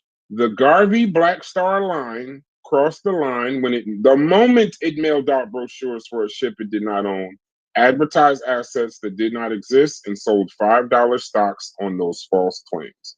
So we can, no matter what I say, no matter what Haskell says, that won't change because that happened. Now, there could be reasons for it, Orlando Thompson and all this, that, and the other. But here's the difference. I just want to talk about a little bit about what he was talking about. So when you're saying that the ad wasn't mailed, right? When was the ad mailed out? The Phyllis Wheatley brochure was mailed through the post. That's why it triggered a mail fraud charge. Postal inspectors and investors testified to receiving it by mail. That piece of evidence is why the jury convicted him. The Negro World did advertise Black Star Line stock, but those ads reached Garvey's own followers. Fraud isn't harmless because it's in your own paper. It's still solicitation. So these facts that are being brought up, I don't want anyone in here to ever believe that I think Garvey is some kind of terrible human. Garvey is not a I don't think that he's the scum of the earth or that's not even the conversation we're having. We're having the conversation, did he intend to fraud? I've already proved that through his own argument without even presenting my own. The stock was put up for sale to the public, $5 shares sold widely across Harlem, the Caribbean, and Black America. That's how more than $600,000 was raised. So we proved that it was mailed. The shares were sold roughly $5 each. So this is tens of thousands of shares sold to investors in Harlem, the Caribbean, and diasporic Black communities. So it wasn't a registered Wall Street offering. It wasn't offered on the New York Stock Exchange or regulated like corporate securities. It was a grassroots public offering, but legally public. It was available to anyone who could pay $5, which makes it a public solicitation of stock. Now, there's a reason why that matters. Fraud law doesn't care if the ad was in a mainstream newspaper or your own paper. If it was used to solicit the funds under false pretenses, it counts. The Black Star Line was not prosecuted for being unregulated. It was prosecuted for using false ads to sell stock. So if we know that happened, that's the fraud. He intentionally cooked the books to further it. Now we got into these you started talking about the appellate court and him being railroaded. The appellate courts aren't going to reverse any fucking thing just because the lawyers are weak or because the case was quick. They look at the evidence. The Second Circuit Court reviewed his appeal and upheld the conviction the conviction, because the evidence was strong. A 2-week decision isn't proof of railroading. It's proof that the fraud case was open and shut. A fake ship and a brochure is not complicated. Garvey never admitted fraud, but criminals never do. What matters is the jury and appellate court found that he deceived investors, and his conviction stood until the day he died. So now, I want to get into the bad lawyers. Garvey did not hire the strongest defense team. I agree with you there. And they say he was poorly represented. I agree with you there. But ineffective lawyering doesn't erase the facts. Was the jury's verdict supported by evidence? The appellate court said yes. His own role made the things worse. He spoke up for himself in court, antagonizing the judge and the jury. So a lot of his own statements during the case are what it was. So one of the issues I've always had with Garvey was, until his dying day, he never admitted what he did. So until his death in 1940, he insisted he was a victim of white supremacy, the NAACP, and a racist justice system. He portrayed himself as a martyr. Even when he would acknowledge the mistakes, he would use, like my opponent would say, the treachery of officers, the vagaries of the market. But the leader of the Black Star Line never took personal responsibility for false advertising or misleading his investors. When you start talking about the ad in Orlando Thompson, right, and the letter that he put into the trial from Orlando Thompson, I want to be clear. Letters of confidence don't erase any fraud whatsoever. If you advertise a ship that you don't own, the law calls that deceit, whether Tupac Shakur, Biggie Smalls, or Orlando Thompson cheered you on or not. It's still fraud, it's still deceit, it's still intent. The fraudulent ad showed a ship he did not own with a photograph of a doctored photograph of another ship he didn't own. That's the deception. Y'all keep talking, not y'all, people when they talk about Garvey, they talk about hopes and dreams and all this other stuff. Don't you know that that's how charismatic people scam you?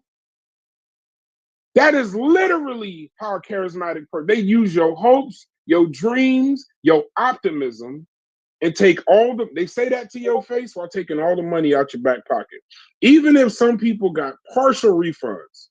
See, everything that he's addressing are actions that Garvey took, none of which addresses the intent. Because even if some people got partial refunds, the law does not care. The fraud is committed the moment you intentionally mislead and take money. Returning scraps after the collapse doesn't undo the crime. Now let's get to this Orlando Thompson letter. Sometimes they were calling him a shipping broker agent that he dealt with. Now, Garvey entered this letter into trial to show that he believed the Black Star Line was securing another vessel, like my opponent said. That's not wrong. Now, it's helpful as context, but it is not a shield. Fraud requires intent. The intent can be inferred from the fact that Garvey approved the brochures with a doctored photo of another ship, 2 ships he didn't own, and he sold stocks based on that and put it in the mail. It's a very simple case. So when you're relying on Thompson, that still don't excuse mailing misleading ads. He still had a duty as the leader of the Black Star Line to not send out misleading ads and defraud people to the tune of over $600,000. And there's a reason why I keep pushing the fact that it's $600,000 in that time. Now think about that. We're talking about 1920s. He defrauded people in that time of $600,000. $5 to $10 at a time. This wasn't 4 people, $150,000 a piece. This is $600,000+, $5 at a time. When was he gonna realize he was scamming people? He didn't, and he never confessed it until his dying day. Now he may say he believed that that the deal was going to go through, but fraud law distinguishes between optimism and representation. Optimism is we're in talks to buy this ship. Misrepresentation is that we already have this ship, buy it now. Now, were investors refunded? Yes. Most did not get full value back. $630,000 was reported disappeared from the books.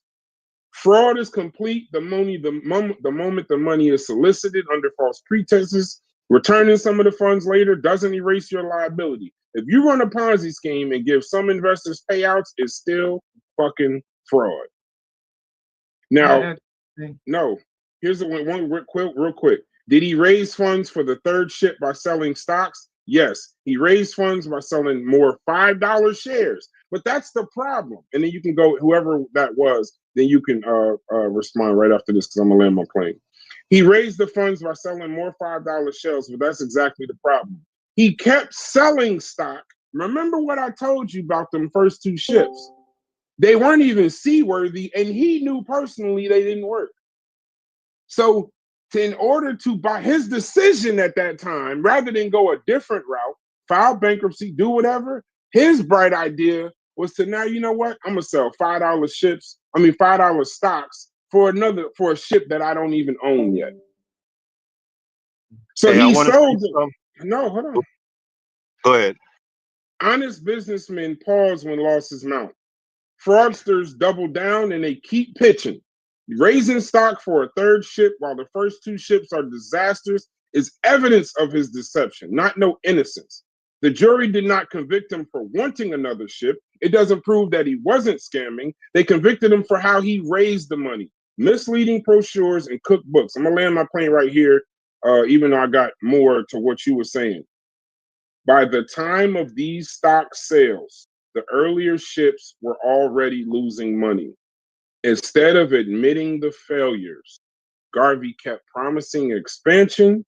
The stock drive for the third ship looked less like a proof of honesty, like my opponent says, but more like my grandmother says. He was robbing Peter to pay Paul, except Peter and Paul were black people to the tune of $600,000+, $5 to $10 at a time. All right, so real quick, before anyone on the panel goes, I want to make a key distinction here. Nowhere in the advertisement did the Black Star Line make the claim that they had the ship in their possession. What the prosecution and my opponent is doing is they keep talking about this doctored photo. I don't even know what that means or what's the relevance of this so-called doctoring. They had a picture of a ship on the advertisement to show to the potential investors that, hey, we're going to buy a ship. It's essentially artwork is what it is, right? This is the key point, though. In the advertisement itself, it lets the investors know that they intend to purchase a ship. They never said that they had the ship in their possession. I agree with my opponent that if they were representing to the public that, hey, we got this ship, but no, it was explicit in the advertisement that we expect to have this ship, not that they had it in their possession. They never claimed that. So that kills the fraudulent shit. That's the key point that my opponent is harping on, is the fact that the BSL represented to them people, hey, we got a ship in our possession, we ready to roll. No, never happened. He told them people, hey, we expect to get this ship. That's not dishonest. That's not fraud. And I want to go ahead, Reggie. Then I want to speak to that because I didn't know we was going back and forth. So go ahead. Okay, this is important, and it has a lot to do with this debate. It is so important. In 2025, President Joe Biden posthumously pardoned Marcus Garvey for his 1923 conviction on mail fraud charges. Once a president of the United States pardons someone, a discussion on fraud conviction, right, for whatever reason, unfortunately has to go away, because now the state, right, the state, the government has decided that he is pardoned and forgiven for the reasons right, of trial. The problem with this conversation is that the fact of the matter is that it was the trial, right, and the conviction that caused the stock to tumble, therefore Black people losing their money, all of their money. If it had not been for the government at that time convicting Marcus Garvey, though even if he made some mistakes or mistakes were made because mistakes are made in business, I don't think it was smart to buy those ships. I really don't. I think that they would have, Black people would have been drowned in the ocean, going back and forth. They were not street. But the fact of the matter is the purchase of those ships was minuscule compared to the amount of stocks that Black people put in. So if the total amount of, if he raised 600,000, the cost of the so-called ships was only roughly about 150 to 175,000, right? If Garvey would have endeavored in some other activity, right, the stock price would have increased. So I wanted to just let you both know that Marcus Mosiah Garvey was pardoned. And so it's very, very difficult now. It's the whole conversation is kind of mute. But Okay. if you bring that up in the beginning, that means both parties. That means that you missed this as a literature review and a research point, because then now one party has one part of the debate has to now go against the United States government for pardoning him, and the other one who is trying to justify Marcus Garvey, right? By not mentioning that, right? And in even engaging in the debate with this point not known is really problematic. I'll stop. I just want to Okay, let you. Haskell knew. Appreciate that, brother Reggie. I didn't know I was debating both of y'all, but that's not a No, you're problem. not debating me. I just No. Hold on. Let me finish. I'm just making statements. That's a joke. So the stock, addressing the stock. Now, just so we're clear, Haskell is presenting his argument for his premise. I haven't presented my argument. All I've done is basically respond to Haskell and his points, because for lack of time, I can present my argument, and the pardon is most certainly in it. There's no question that the pardon is in it, because I already knew. Maybe I mean Haskell's probably towards the end of his. I know Haskell knows about the pardon. No, I'm done. So let's talk about I'm done. I'm done, so Brad. let's talk about the stock crash, because the government charged Garvey. By 1921, 1922, before the indictment, the Black Star Line was already hemorrhaging cash, the ships were already failing, and Du Bois had already published that 630,000 had disappeared. Investor confidence collapsed before the trial. The indictment was the nail in the coffin, but the stock was already in free fall. You don't get indicted for success. So that fraud charge didn't trigger the fall, it followed it. The proof of that was in 1920, stock enthusiasm was at its peak. Thousands of small Black investors purchased $5 a share. 1920, 1921, the Frederick Douglass, the Yarmouth, was already hemorrhaging money on voyages. The shady side was useless. It was a harbor boat. And the Antonio Maceo exploded and sunk after a fuel mishap. By 1921, UNI's own annual reports showed massive losses. By 1922, the U.S. Shipping Board reported shipping losses. Du Bois published in The Crisis that $630,000 of the investor money had disappeared. By then, the enthusiasm was gone. The stock had little to no resale value. And only after this collapse was Garvey indicted for mail fraud. So that particular part about the stocks is incorrect. Now, here's the pardon. I already had this. I'm going to go to my argument because I have the pardon in there. I know Haskell knows it. I didn't know he was presenting it in his argument. Let's be clear about a pardon. most people don't know. A pardon is a forgiveness. It doesn't erase guilt. Courts have always held that a pardon is an act of mercy, not a proof of innocence. The 1923 conviction still stands on record. Now, Calvin Coolidge commuted Garvey's sentence in 1927, but he didn't overturn the conviction. The 2025 posthumous pardon from Biden was political symbolism, not a retrial.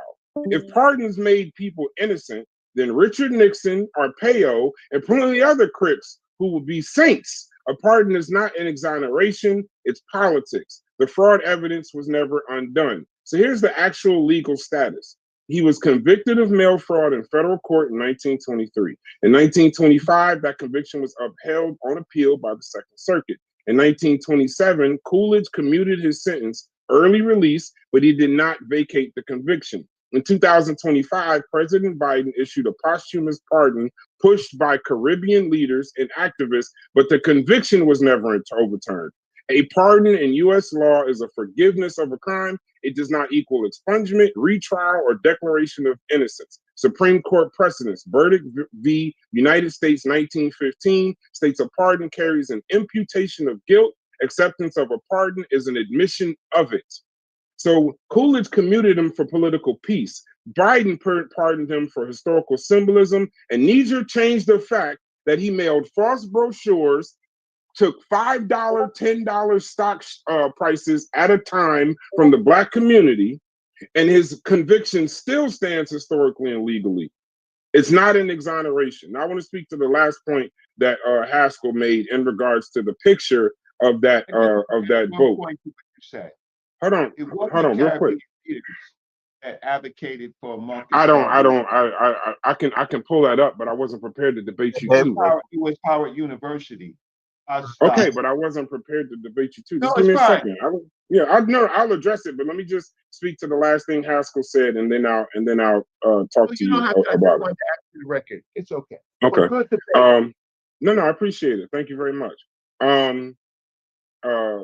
It was successive Jamaican prime ministers from both parties supported a U.S. pardon. P.J. Patterson, Edward Siega, and Andrew Holness. Jamaican's parliament passed resolutions lobbying Washington. Barbados Prime Minister Mia Mottley voiced support for Garvey's global recognition and backed pardon. Other Caribbean governments, leaders from Trinidad, Tobago, Guyana, St. Kitts, and Nevis signed regional CARICOM statements supporting Garvey's exoneration. CARICOM called for the U.S. to clear Garvey's name as part of the reparatory justice demands. International advocacy, Jamaican diaspora organizations and scholars pushed alongside the official Caribbean governments. Now, this is why they wanted it done. Garvey is seen in the Caribbean as a national hero. He is Jamaica's first national hero. I don't agree with that, but that's neither here nor there. Leaders framed the pardon as symbolic justice for a man who inspired independence and anti-colonial struggles. The pardon was about legacy, not law. It also, now I do know of Howard being a part of that also, but those are the Caribbean leaders, just in case you ask. But I want to go to the ship part real quick. Now, in regards to that thing where you said that it doesn't prove ownership, we got to understand something, that we're talking about law. This isn't a panel in the conscious community where we could just say things and just believe that, oh, well, this erases that, or it's not a picture, or anything like that. The advertisement misleaded. Now I'm looking at the actual advertisement. The ad stated that the ship, by wording and photo, that the ship was in Black Star Line's possession.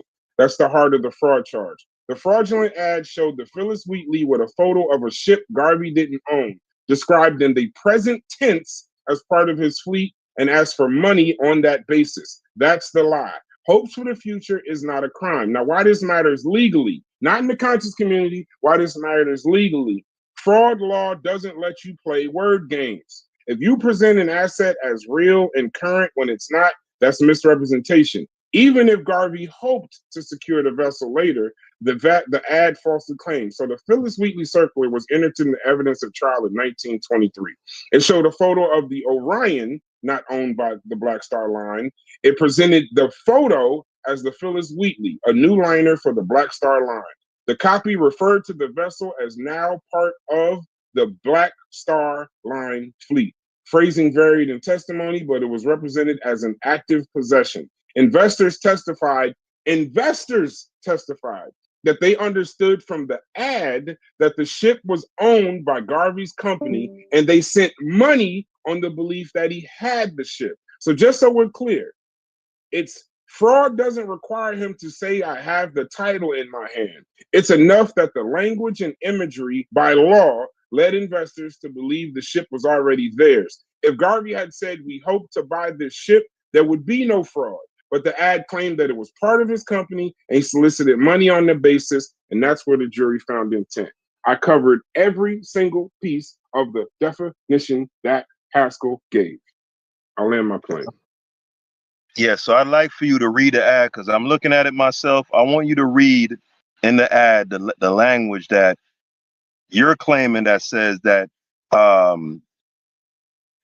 he made a claim that they had the ships Give in me there. 1 second, Haskell. I ain't bullshitting. I got to use the bathroom. I'm not even capping. You can read it yourself.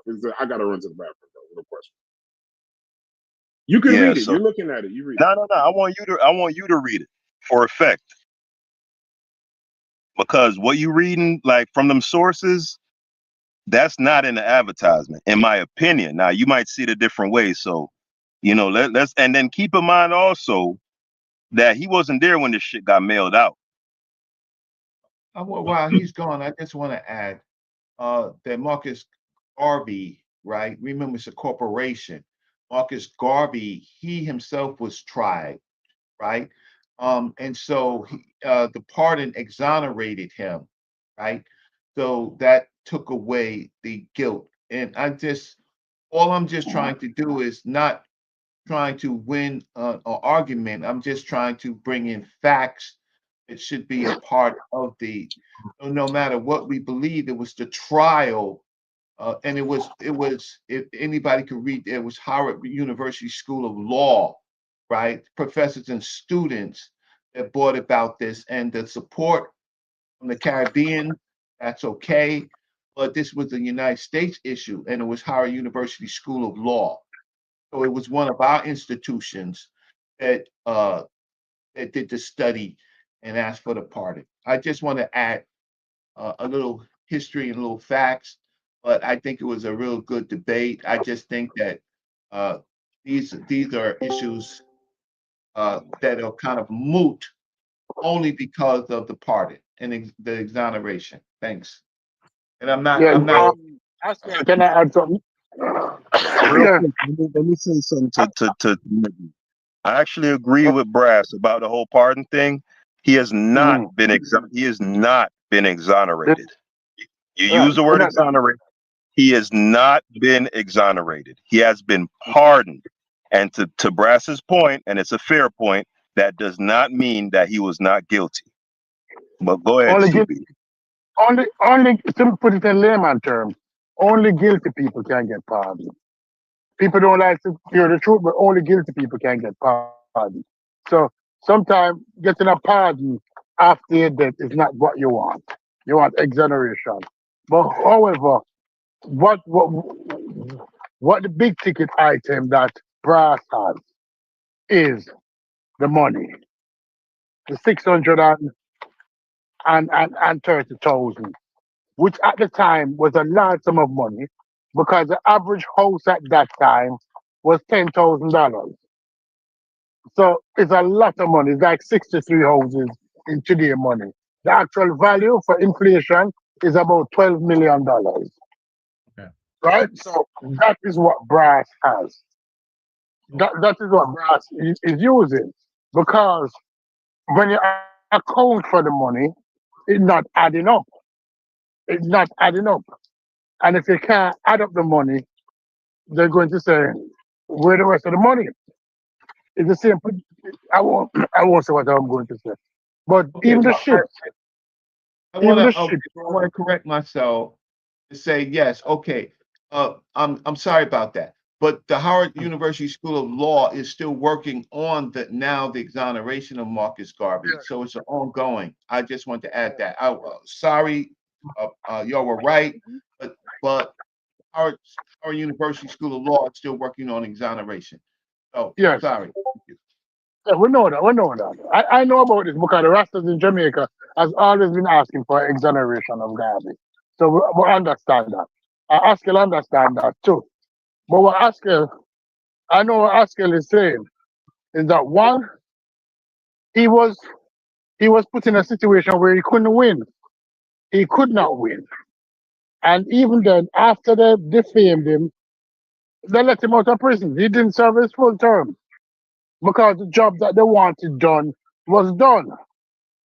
Right? So if you look at all of the factors, if he was that guilty, why did they cut his sentence short? It's because the aim was to discredit him and they did it. And to besmirch his name and they did it. Right? But Garvey didn't leave America a rich man, as he should if he had 630,000, if he even had 300,000, if he had 200,000. When Garvey came back to Jamaica, Garvey was a broke man. Right? Garvey came back to Jamaica a broke man. And soon after, Garvey left for England because he was broke. So, where were the fruits of his fraud? Where were the fruits of his fraud? And he wasn't a drinker, he wasn't a womanizer, he wasn't a gambler. So we can't say he squandered the money. He came back a broke man. So that's his argument for me. All right, And go ahead. here's another key point, right? Regarding the advertisements. Keep in mind, where these advertisements were sent out, Marcus Garvey was not in the United States. Remember that. He was not in the United States. He was acting on the confidence of Orlando Thompson. Orlando Thompson told him that the ship had already been purchased. So no doubt about it, he saw the ad, right? So I'm not saying that he didn't see the ad. His officers probably, maybe they mailed it to him, or I don't know how. Actually, now that I think about it, it's a chance that he probably never even saw the ad. Wrong. So I'm back. Real quick, Yeah, go ahead. real quick. Go ahead, bro. Go ahead. Because that's only tangential to my point. Let's Okay. presume that he did see the ad, right? Mm-hmm. He did so from overseas. Uh-huh. And he was acting in good faith and on the reasonable belief that the company had already purchased the ship. Mm-hmm. That's key. But go Okay. ahead. He was in Harlem when the ads went out. So just that I mean, we could talk about that point, but he was in Harlem. The Phyllis Wheatley brochure and related solicitations were mailed around 1920, 1921. At the time, Garvey was based in Harlem, New York, running the UNIA and the Black Star Line, headquartered at 56 West 136th Street. He traveled to Jamaica, but during the crucial period when the ads were issued and mailed, he was in the U.S. and actively running the company. But here's the key. It doesn't matter. No fraud law covers conceiving the scheme, approving the materials, and directing the use of mail. The physical mailing could be done by staff, but Garvey's leadership role and approvals and his signature tied him directly. That's why the indictment was United States versus Marcus Garvey, not United States versus Black Star Line. Also, the thing about Howard, right? I don't know exactly what Reggie is talking about, but that's still going right now. Yeah, we cleared that up. Brass, we cleared that up, and Reggie admitted he was wrong. So, yeah. Oh, okay. Because I can't believe I would have I missed that. But if I did, I was about to throw my phone in the garbage. Here's the difference when we talk about the fruits of his fraud. I was listening to y'all as I was coming back downstairs to the basement because my wife thinks I'm absolutely insane for having this conversation after being sick. But if you're asking if Garvey was a fraud, where are the fruits? Fraud doesn't require yachts and mansions. The fruits of Garvey's fraud were the money he raised, the lifestyle he lived, and the power he held while Black poor families lost their savings. He drew a big salary from the Black Star Line. He rode in chauffeured cars. He wore military uniforms. He hosted parades and conventions, all funded by $5 investors to the tune of $630,000. Because you know how I know that he lost it? Because the investors said that they lost their money. The ones that paid him back, or the ones that he said could keep the money, that doesn't deceive, that doesn't control the fraud. Garvey got years of prestige, pageantry, and control. So where the fruit showed up specifically, Garvey paid himself a significant salary as president of the UNIA BSL. Reports suggest $25,000 annually in 1920s dollars. In today's dollars, that would be $400,000. His lifestyle: he lived in Harlem with chauffeur-driven cars. He dressed in ornate military uniforms, complete with medals and plumes. He enjoyed banquets, conventions, and entourages funded by the organization. He proclaimed himself the provisional president of Africa. He commanded a movement of millions across the diaspora, and his frauds sustained the illusion of a thriving Black fleet, which kept his power alive. Meanwhile, the investors lost $630,000 collectively, poor laborers, domestics, and working class families. I want to address your last point, and then we could finish if you want to pick it up, because I could present my case to you, and we could do the same thing similar to this. Now, the ad that we're discussed, I'm going to put it in the Discord, because this is the ad. This is now the reason why there's some confusion, Haskel, and I would agree with you with this, is that there's numerous ads. So I'm trying to find the specific ad that was a part of the case. It's in my portion, but if I get started on my portion, then I'm going to present my entire thing, and that'll be another 2 hours. It'll be at 11 o'clock. But I did put the ad in the I just put the ad in the Discord just now. Okay, for some reason it's not coming up as a picture, but I just put it in there. So I uploaded the actual Phyllis Wheatley circular. This is the literal copy visible in the brochure that I'm sharing. It says, top line, Black Star Line, the address of the Black Star Line. It says it's incorporated under the state laws of Delaware, June 26, 1919, capital stock, $10 million common, shares at $5 each. In the main ad section, it says the SS Phyllis Wheatley. That ship that's in that picture that has under it SS Phyllis Wheatley is a doctored photo of a ship called the Orion that he also didn't own. And the SS Phyllis Wheatley did not exist. It says, colored men, would you be shipmasters, engineers, wireless operators? Would you be proud to have a great line of steamships owned and controlled by men of your race and capitals? Do you believe that men of your race can do everything that other men have done? This is the motivational section signed by H.A. Price. There are two kinds of people in this world: those who are always getting ready to do something, and those who go ahead and do it. Wishing accomplishes nothing. Only by being and doing do we bring about the wishing merely dreams and never gets. Blah, blah, fucking blah. Future rewards depend upon present work and faithfulness. This motherfucker had the audacity to put in the ad, future rewards depend on present work and faithfulness. He who today is faithful in little things, tomorrow becomes the ruler over 10 cities. Be thou faithful now. The closing solicitation says, the Black Star Line believes in the above quotations, and that's why in 2 years of operation with insufficient capital, opposition from within and without the race, abuses of all kinds, still to the day the Black Star Line is up and doing, with a fucking harbor ship that don't work and another one that was upside down like a fucking mortgage. Help us keep them running by buying your shares today. Mail your check or fucking money order to Black Star Line, 56 West 136th Street. What are we talking about now? But in the advertisement himself, he admitted that the shit was fucking up. You just read that. Yeah, you're reaching. I said that. No, that's what I'm saying. No, I put the ad in the Discord. I did too. Yeah, so you're reading from the same ad, but I'm saying no, it in says the ad, present tense claims, Haskel. The ad says running steamships. He didn't have any running steamships. The ad says that. The ad says running steamships.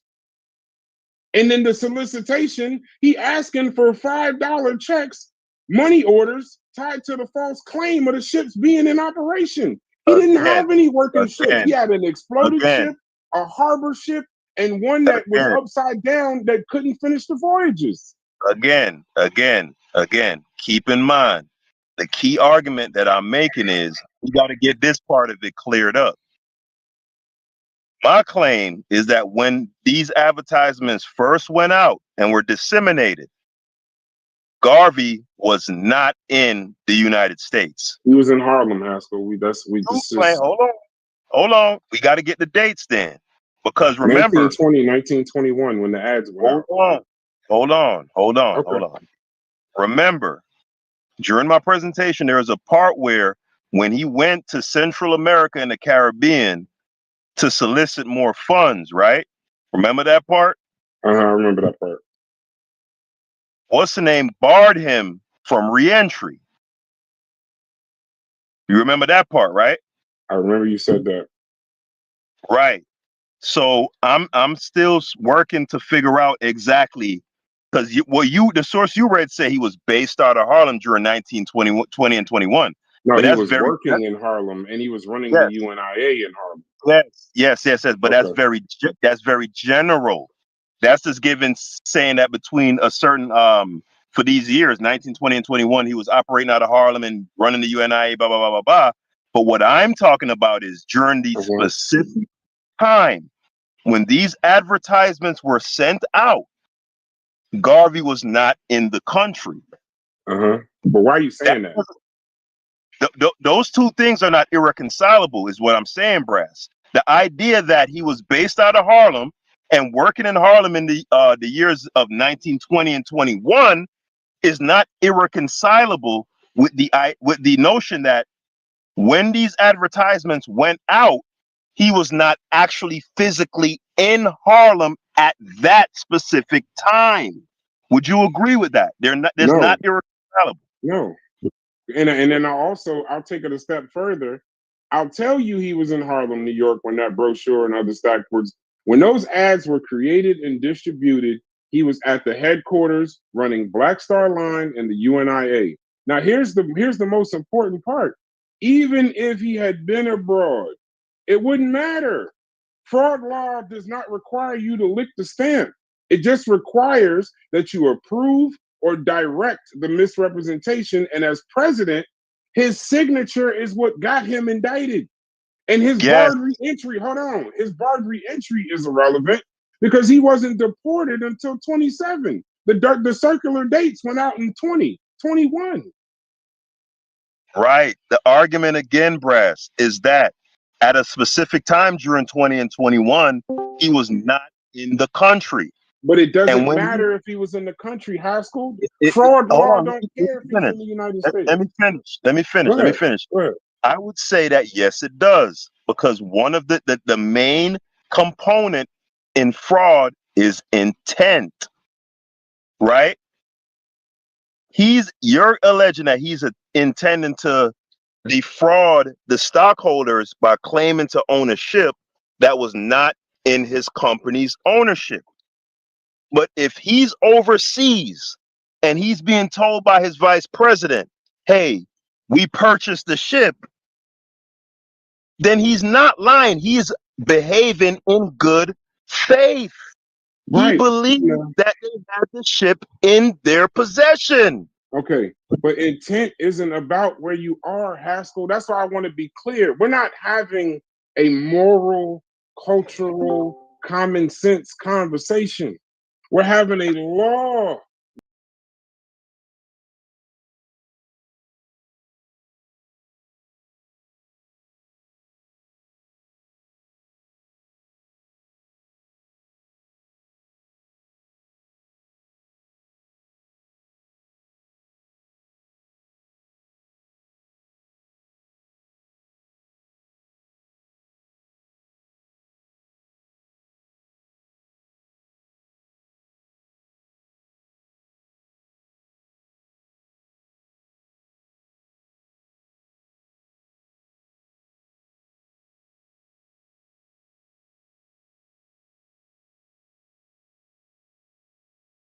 mental state, knowing he approved a false representation. So the courts have ruled that the leaders are liable if you direct or approve the fraud, even if somebody else executes it. In his case, that ad was prepared and distributed from his Harlem office while he was in the United States. If he had been abroad during some of the mailings, he had already approved the idea, set the company policy to solicit stock on the idea. He had directed the ads to be mailed nationally on the idea. And that was enough for the jury because the idea was the fraud. His signature, once again, his signature is his indictment. You can't say he didn't know, no matter where the hell he was, because he signed the documents of his office on his letterhead where the UNIA and the Black Star line was headquartered in Harlem. Let's stop talking about how we feel and what we think. Let's talk about the law at the time. All right, you done? Yeah. So again, I'm gonna say it again. I don't know if we're speaking past each other. No, that's fine. If you just gonna say the same thing, then we just disagree, and that's cool. We just agree to disagree. Yeah. But I I'm don't saying know. the law. You just telling me what Hold you on, think. hold on. I am talking about the law though, because What remember law specifically. So maybe I'm missing it. What constitutes the fraud? Well, the elements that that constitute fraud, right? I don't know if when you say what law, you want specific statutes and stuff. No. I don't want a specific statute. Just tell me what. Just explain it. I trust you. Just explain what part of the law is addressing addressing your point.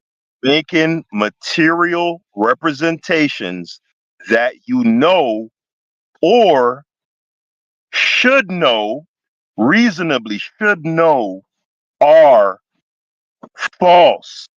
So in this case, what you're arguing and what the government argued is that when he put out that ad saying that, hey, we're running steamships, that ad represented to the public, hey, we have the SS Wheatley in our company's possession.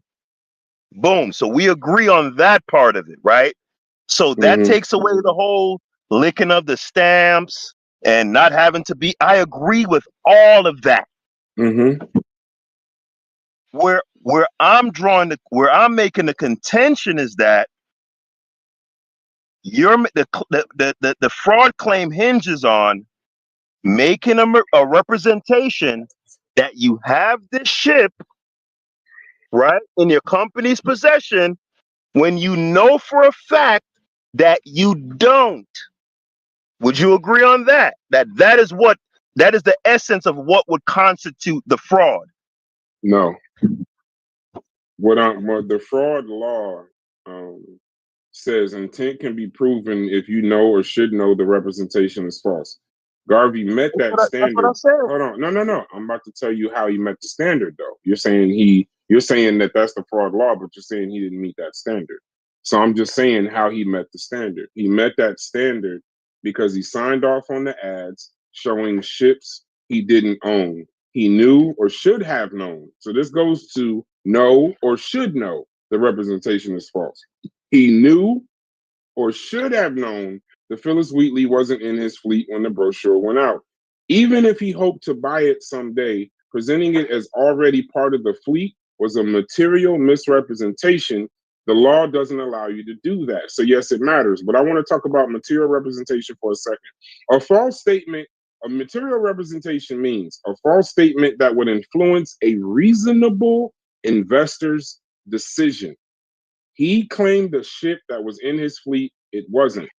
He invited $5 investments based on that ad of a picture of a boat where underneath it said SS Phyllis Wheatley. He signed off. This is fucking hilarious. That's material. The material part of the misrepresentation is the material part of the misrepresentation in material representation is that the investors would only buy if they believed that that ship in that ad existed. It didn't. He signed off his signature on that promotional drive. That tied the misrepresentation directly to him. Now, here's why when you say should have known matters, and I agree with you, but the should have known is that fraud doesn't let the leaders hide behind their ignorance. Once again, willful blindness. That's what I brought up. If you deliberately avoid checking whether the claim is true, you're still liable. So even if he did it on purpose or he did it on incompetence, it's still willful blindness equals knowledge, Haskell. This is law. This isn't what we think.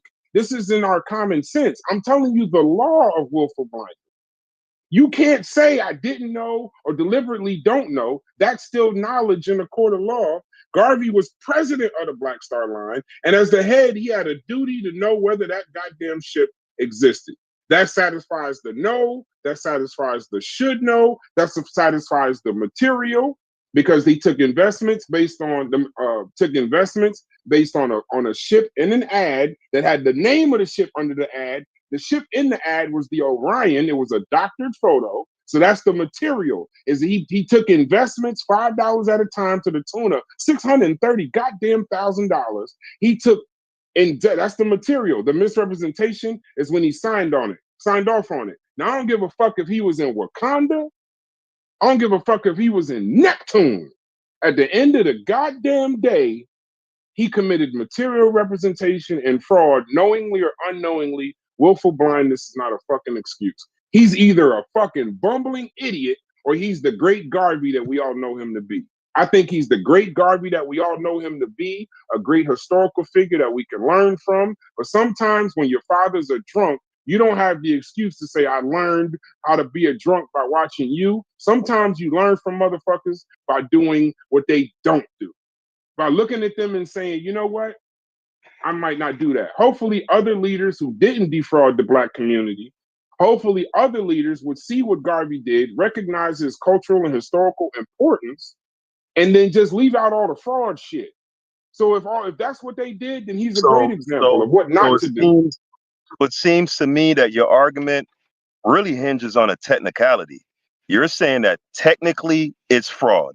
You put in an advertisement went out with your signature, right? Because the buck stops with you, and I agree.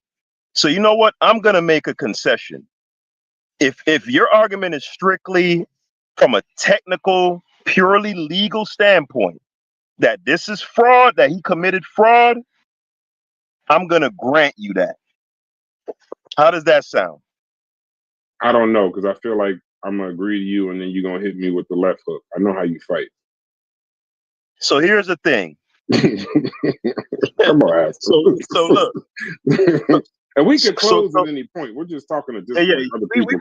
Other people. Yeah, we're just conversing back and forth. This ain't. Hold on, real quick. We're done, right? But we're gonna tie this up, right? So to me, what I think this boils down to, right?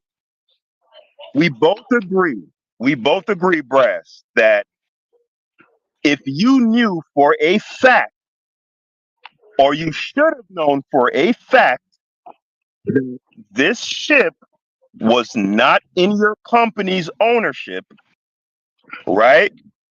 And you signed off an advertisement representing to the public that this ship was in your ownership. That is fraud. We agree on that. Where we diverge is, and we could when we pick this up another day, we could hammer out this part of it. Where I want to present my argument another day, because I want to show the pattern that'll clear up some of this too. But go ahead. We can get away from the case. I wanted to stay on the case because that's what you asked me to do. So I want to stay on the case today. Right. So we both where do we agree. Diverge? Yeah, where do we diverge though? Yeah. So where we diverge is him being out of the country, right? And acting in good faith based on what his vice president told him. Orlando Thompson. Okay. He told him, hey, we deposited the $20,000, which was a lie, right? So he believed that the ship was purchased, and that's why he signed off on the ad. Okay. And legally, he was acting in good faith. Now, if they want to charge him with negligence, That's a whole different thing. But my argument is he didn't know, and there's no way that he could have known that they didn't have the ship in their possession, that they didn't own the ship. He believed that they owned the ship. That's the main thing. He was overseas.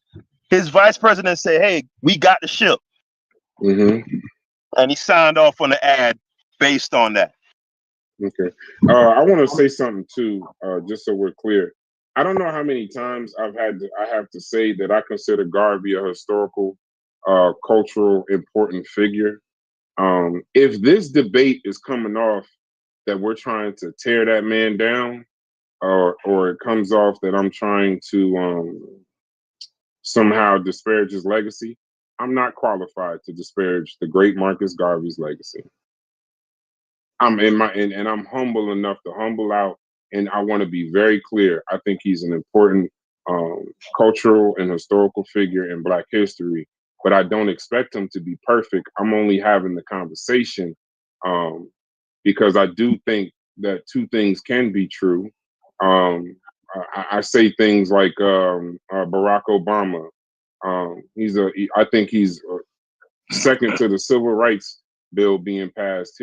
Him being elected president is that important for me personally. I don't think for all Black people, but I can also say in the same voice, he was probably the most murderous president that we've ever had. I mean, two things could be true. So I don't want this to become a well-seen kind of thing. I don't think me or Haskel are tearing him down. That man was very powerful. He was on par with Du Bois and them. And Du Bois, besides MLK, is my favorite leader here. And Haskel, not Haskel, and Stu Pease knows that to be true. I want to just speak a little bit to something, and then we can open the floor to everybody. I'd like to hear specifically what I think Mujasi left, but I'd like to hear what y'all think about it. I think it was done in a way. I think the hold on real quick. I think the process and how we had the conversation. I like that we remained civil, even though we were driving home our points. I just want to address two things in regards to the jury acquitting his defendants. They acquitted his officers. That's what I was going to bring up real quick, Brass. I sorry to cut you, but C-Dot, you know, when you're not in the ring, you swear, you know what I'm saying? I'm addressing C-Dot. Yeah, I'm addressing C-Dot. Yeah. Okay. Something to him though, Brass, because every nigga who's at home on the couch watching Mike Tyson and James Toney in the ring eating a motherfucking ham sandwich, right? They always know, oh, you should have slipped right there and blah, blah, blah. Yeah. It's different when live rounds are flying about, nigga, when you in the motherfucking fire, right? And for the record, I did he did mention that in the argument, right? So what do you make of that point, the fact that the other people got let off? Because that's in my argument. That's why I want to get into my argument. But the jury acquitted his officers because they didn't sign off on the ads and they didn't control the scheme. Garvey was the president. Well, this is also, but he was the public face. That's why he was singled out on top of the racist climate at the time. And Hoover saying, I want this nigga gone. So I won't even run from that because that's a fact. But here's fraud law. That's why I keep saying to the law. Because if you're saying technicality is the law, then we agree. But fraud law doesn't require every officer to be guilty. It requires that the person who devised or directed the deception be guilty, and that was Garvey. So those acquittals have nothing to do with the case. At trial, Garvey was convicted. His co-defendants were acquitted. Evidence showed Garvey personally drove the promotional campaigns and stock solicitations. The others could plausibly say that they were following orders or weren't directly involved in the mailings. And does it matter? No. Legally, each defendant is judged individually. Acquittal of some doesn't erase conviction of one when the evidence is different for that one. Now, in fact, politically, the acquittals undercut the railroading argument. If the jury was biased against Black defendants as a whole, they would have sent all them niggas to jail. They focused on Garvey because the evidence against him was specific and strong. So I don't know. I don't really want to get into who won, who lost, who did good, who did bad. I just want to. I think the win is anybody who listened. I think the win is that we had a conversation in here without yelling and screaming and calling each other all kinds of fucking names and this, that, and the other. And he disseminated his information and I disseminated mine. I land my plane. Hey, Brass, you a goofy. You a goofy. You know what? just to get the shit out the way, I get it. Yeah, let's get it. Hey, matter of fact, hey, Haskel, I respected you before this debate. That's why I took this debate with you. After this motherfucker, your shit has skyrocketed in my mind. I appreciate having good discourse about law, and I appreciate the culture, the history, and opinion. I appreciate that kind of shit because that's all in, you know what I mean, in discourse. And for anybody who says Haskel can't control himself, I'm gonna put this in this what's the name? Y'all motherfucking watch this debate. Haskel did an amazing job. I appreciate that, bro. Yeah. Let me say something. This was a good conversation between the both of you. Brilliant conversation. The decorum was excellent. Garvey was living high off the hog.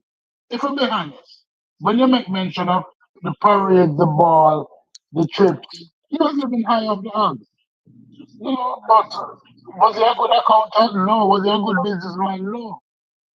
But he got $630,000. I would have liked to turn that. Yeah, the microphone going out, brother. Yeah. Hey, Stu, can I cut? You gotta go out and come back. Go out and come back. Yeah. Hey, yeah, and real quick, before Stu come back, I just want to say this. I'm gonna jump down real fast, but I wanted to address it. I thought it was a good back and forth. The debate part was Everybody's good. connection bad. My connection is bad. This fucked up too. Yeah. Just step out and come back. It sounds like the bit rate is wrong. I wish Smalls was here to address it. It don't always be your fault. Yeah, breaking up. Is it bad right now? I think it's everybody go out and what Discord is. I'm gonna try to fix it. Go back in the general voice chat. I'm gonna go out and come back. Maybe it's me. Yeah, it's everybody. Yeah, I think it's the app. Let me go out too. Yeah, Brass, you did a good job. That $630,000 hurdle is too high. It's too high. Yeah. It's too high to overcome. And the amount of money it was in today's term, in that day, no, it's too high. Was it intent to defraud? I don't know. But he did fraudulent activities. He was selling stuff to a boat that wasn't his. And we have to admit that that's a fraudulent activity. Was it his intent? No. Did he hope that he could get from Peter to pay Paul to get more money to prop up his organization? Possible. But whether or not his intent was good or bad, the way he went about it was unprofessional, and it led to his demise. Yeah, when I saw the part about the I think everybody would agree on that point. Yeah, what bothered me the most, and you kind of get it with the research. You don't really get it with the initial information. You get it with the research. I didn't know he had fucking chauffeur drivers. I didn't know how much them fucking suits cost. I didn't know about, he funded, the thing that made him an amazing person was part of the fraud. He funded all of those conventions and parades and things that you saw. And the reason why I kept saying $630,000 is because for most people, $630,000 is a nice house in the community in 2025. But in but be honest. Years ago, $5 at a time. In 1990, a house was $20,000. So right, so it's an insane amount of money because a house was $20,000. So if a house was a nice house was $20,000. I'm gonna assume this is my headset. Right. Clear, then it's my headset. Now, see, Doc, before you start talking, I just want to say something. I'm not about to debate. I want to be real quick so I can jump back down. Okay, yeah, I'm not about to debate you too, because I know. Yeah, no. I'm definitely not about. No, I'm not about to debate. I just wanted to actually, like I said, I wanted to get a congratulations because it was a good back and forth as far as the debate part. I just didn't appreciate the last part because you was kicking Haskel's ass in the back and forth, man. And I'm like, Haskel, fight back, bro. Just fight back. But I appreciated the conversation. You know what I'm saying? I if it was a, you know what I mean, conventional debate, I think, you know, you would have won that one, Brass. You know what I'm saying? Unfortunately, even though I disagree with most of the stuff that you were saying and the points that you were making, I wouldn't call you a Sambo or a coon for making those points because you were making a lot of very, very good points. But specifically, what points that he made? Let him finish, Haskel. Yeah, I just can want go. to say that's what I'm saying. I'm gonna give y'all brief. I'm gonna give you brief. Yeah, I'm gonna give you real brief points that I felt like Haskel could have gave. One was bringing up more information about the FBI informants, what positions they actually played in the UNIA, what they were actually effective of doing. I think you should have incorporated that a whole lot more. Even in the back and forth rebuttals in the end, I think that should have been highlighted more so. And I think that highlighting not only Orlando but Fred too would have also been very good, you know what I'm saying, in a debate back and forth and expressing exactly what parts they had in it. So I think it was a lot of stuff that was kind of left out, and I think that Brass brought more passion to it, so it made, you know what I'm saying, it made his points more bright and clear. But other than that, like I said, it was a good back and forth. It was a good discussion. I just thought it should have been a little bit more. That was all. That's all I would say. That's my only opinion up there, and I think it was a great debate. May I say something before you? I appreciate you, bro. Yo, This one about win or loss. Haskel did an amazing job.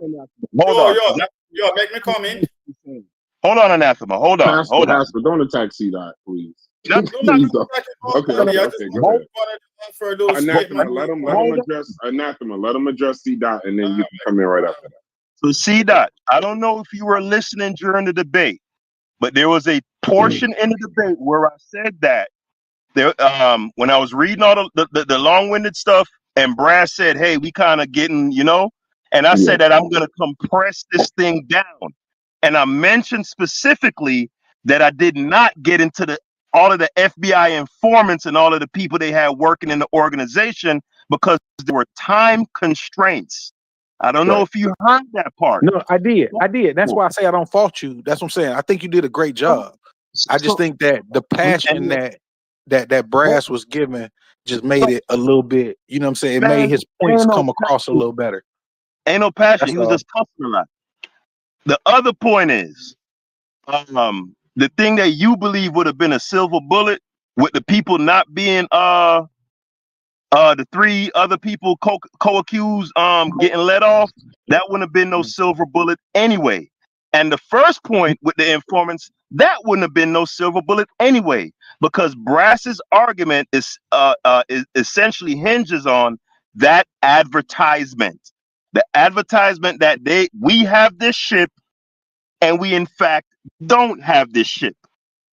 And the main contention to that is he was acting in good faith that they did in fact have the ship. So those points that you believe, I agree. Hey, Haskel. I don't want you to. Hey, Haskel, are you looking at the screen?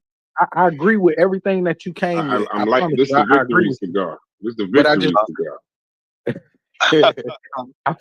I agree with everything that you brought forth, bro. I'm not saying that you lost because you didn't bring the right information. I think you didn't bring enough of the information, and it wasn't as bright as Haskel's was in order to make your points. And it kind of was like you was on the fence a little bit, you know, like you was, I ain't gonna say on the fence, but it seemed like your back was against the wall in the fight. You know what I'm saying? So I'm not saying that you lost because you were wrong about anything or anything like that. I think all the information was correct. I just think it was more that could have made it more impactful. That's all, bro. All right, fair enough. I appreciate the good discourse. And like I said, I might be joking when I ask about the cigar, but it's not. This really wasn't win or lose. Me and Haskel were meaning to have this conversation for a while. Go ahead, Anathema. All right. What I wanted to do is commend both of you for a great debate and discussion and decorum and all of that. I think both people had passion. But what I did like, and this is not to go and see that, but because all that other stuff is always discussed. I like the way both sides elucidated the actual court case. And I don't know if that was the way it was supposed to go. And I think, say, because of what Haskel read in at the beginning, that's what framed the argument. So there was details and discussion of that. This hasn't been done before. And I think that was the thing that I appreciate love the most about it. Is the way the idea, you understand what I say? The way the idea I just focus around that and then build your argument from that issue, because that's the major issue to contain whether there was fraud or not the works in other community and all of them something there. So and we understand that, you know, we get infiltrated with FBI and all of them things there, and that's always discussed. But no one has like focused an argument around the judge, this, that, what happened in other court case, in order to express all those other things, you know, the ancillary things, if you understand that. You understand? Yeah, I understand, but I gotta applaud. I gotta take a second and applaud Haskel on that. I don't know if he knew that was the way to go, but I have my argument. And when we came up with the premise last week, Haskel was saying, I'd really like to, at a bare minimum, when I present the case, let's keep it on the trial. So that's why I didn't present my argument. I wanted him to get his argument out fully based in and around the trial. I just have other things that'll show a pattern, but I agreed to his premise. He's the one that came up with that idea to keep it in and around the trial. I'm assuming because he's probably had this conversation with other people, and it ends up spiraling into all kind of stuff and what happened in the, you know, all these other things. But I think the trial is enough on both sides too. That's why I don't want to get into winning, because if I won, then I'm tearing Marcus Garvey down, and that's not my goal. My goal is just to present the facts of the case, the legality of the case, and then I like the way Haskel did it, because Haskel, sad to say, would have been a much better lawyer for Garvey than the lawyers that he had, because the actual his representation. That's why I couldn't say where he was right, wrong, or otherwise, because he was right about that. The lawyers did present the wrong case. It just, for me, it just doesn't remove the fraud. And that's why at the end he said technicality, because at the end of the day, I'm just leaning on the law at the time. And even when people talk about the acquittals, the funny thing is I'm actually shocked that all of them didn't go to jail in the racist climate of 1920s. So the fact that they either really, really, really wanted Garvey and they didn't even give a shit about everybody else, or somewhere in there, the legality of what Garvey did, what he signed off on. There's other things I could bring up, but that's another conversation. But the legality, the signatures, and then the ad. Yeah, with that comment, I think that's part of the, you understand, when everybody else get off and you get off, it's even more of an insult to you. You understand? When you get convicted but everybody else get off, it's almost like, you know what I mean, a middle finger type vibe. Yeah, I can get with that.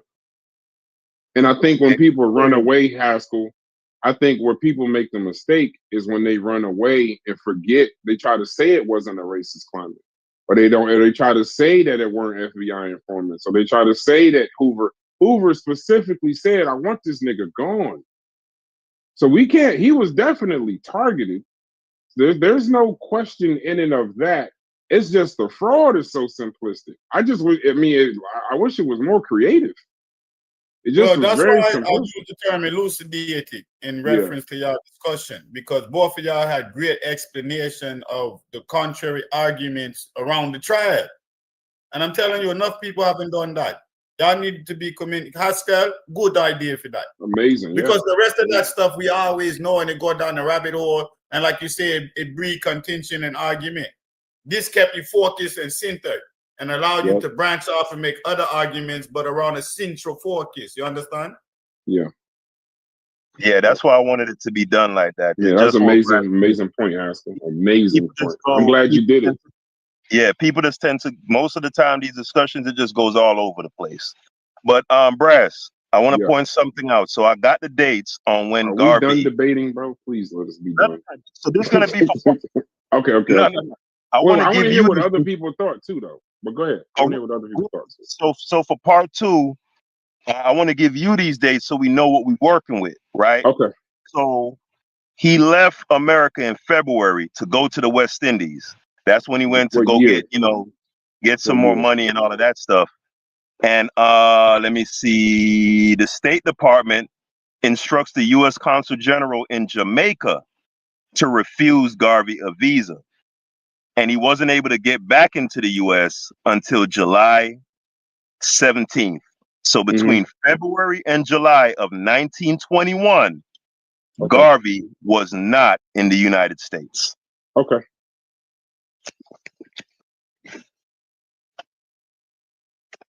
Okay, y'all talk, bro. I'm not. We debated for 2 hours. Yeah, somebody else talk. I'm exhausted. Shit, I think that there's not much to say other than y'all did like such a great job. I mean, the points was pretty clear. Like I think that this right. I wish I said what I was going to say before you said what you said. What's your verdict, though, Logic? Is he a scammer or no, in your opinion? Based on what you gotta walk through $5 at a time to $630,000 and in somewhere in there not realize that you doing something. You gotta deal with that, bro. Like that's way too simple of a thing for anybody to understand that you're not gonna do that all in a week. And then for you to be, and for like, at what point do you realize that you like overpromising and you still collecting money? Yeah, so there's that. You talking about where he's at in the world? You know what I'm saying? I got you. The Phyllis Wheatley. I think that you did an amazing job with your angle. Certainly. Right, like I think that's why it's probably not much to say because we can't do much other than like congratulate y'all. But your angle was really good. But I think your angle in some way like kind of hinges on like your ability to like soften the blow of fraud, right? To soften the blow of what he would have had to realize that he was doing $5 at a time. You know what I'm saying? Like, because you would either have to paint him as being like so supremely naive to, or just by using hope alone, right? So even if he was just like hope alone, right? Like at $5 at a time, but it's I don't know. That's just too much. That's just too much. But again, to address the date, because it was said, the key date is 1919. Black Star Line Incorporated, and he bought the Yarmouth. Part 2 that, man. Stop debating. Part 2 Okay. Yeah. You gotta watch Haskel. I gotta Make we talk now. Yeah. Everybody else talk. DQ. Where DQ at? Where Reggie? Where Smalls at? I want to ask a question though. I want to ask a question to the panel. This is going to sound crazy because I don't have no evidence of this. But in reference to the $600,000 in the black community anywhere, could you be a public figure and make money without being extorted or without funneling money to the underground? Because you have Hubert Harrison, you have certain man there about, and you got to pay a tax to do certain things. He had a payroll. Let's say he had a payroll. Am I wrong for that? He would have a payroll. He was paying people out of that money. We don't know which people, but he had a payroll. Nobody can deny that. Man. So when people say, what happened to the $600,000? Maybe that go to the underground payroll to make the organization grow. Because I don't think you can have an organization like that without some ties to the underground. There's no way. I don't see it that way. Even though I haven't heard that, Marcus Garvey was moving with certain mobster and them something and that. But I know if you building something like that and you open chapter around the country and certain people go come and you have to talk to them.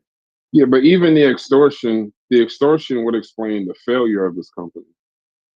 It would explain why the ships were bad deals. There was a guy at the time in my argument.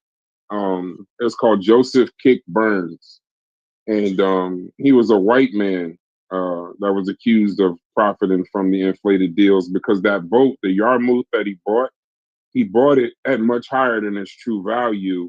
But there was a rumor of kickbacks. then also they were talking about white brokers and middlemen that took advantage of them. But the reason why I stay on the fraud is because the extortion would explain the failure of his company. The fraud explains I'm the talking hold on. No, I'm I talking know. about black tax. No, I don't know. No, but we'll never know. That's how I'm not You going. never know. I would assume in 1920 he had to pay somebody. That's not.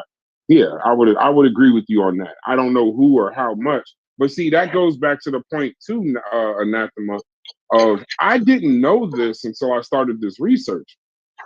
Because when you do a conversation like this, you automatically try to figure out where did this fucking money go. I mean, yeah, we keep talking about 630,000 disappeared, but if you're talking about chauffeured fucking drivers, Other chapters you open. yeah, you're opening chapters, you're paying for all these. I remember the pictures and the conversations about the Garvey parades and the conventions and all of that. He paid for all of that shit, all them general uniforms, all that travel. He paid for all of that. So there's not a question of where the $630,000 went. I don't have any question. It went to him. Now, that would also explain why he didn't have it when he left the country? Because he had to show. Explain to me this. So you're saying Garvey was like an MC Hammer? Yeah. Why did he have chauffeur drivers? For what? Protection, security. You would have a protection. You would have security. You would have secretaries. You would have other people. Yeah. The money was being spent. Yeah, it was being spent. The fraudulent money was being spent. I listen. The overarching point I get from this debate is why I took the debate.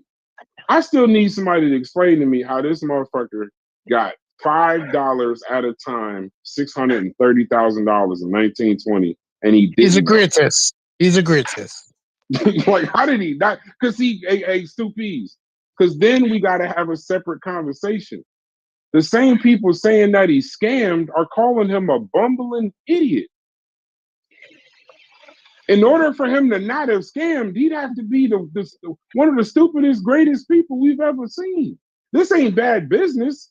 This is the disappearance of $630,000. No, but all right. Let's be honest. The administration cost for a business with over 1 million members is humongous. We have to admit that. So a lot of the money went to administrative costs. A lot of the money went to administrative costs. Maybe. I mean, I don't know. I'll look and see. I mean, I wonder if they ever did. Did they ever do an accounting? Because they said it disappeared, stupids.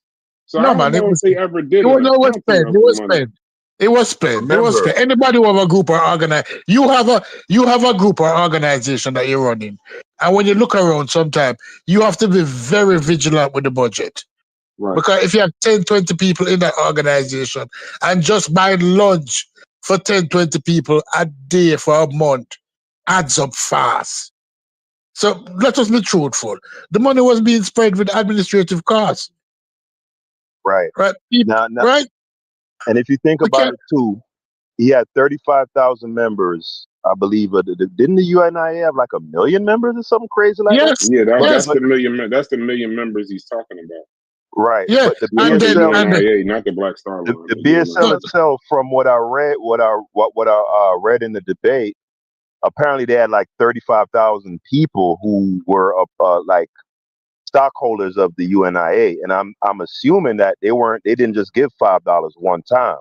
So if you think about it, no, people gave money, but hold on, 35,000 times 5 is what, 150 plus 25,000. That's 175,000 in one go around. So let's say three go. There's your 600 right there.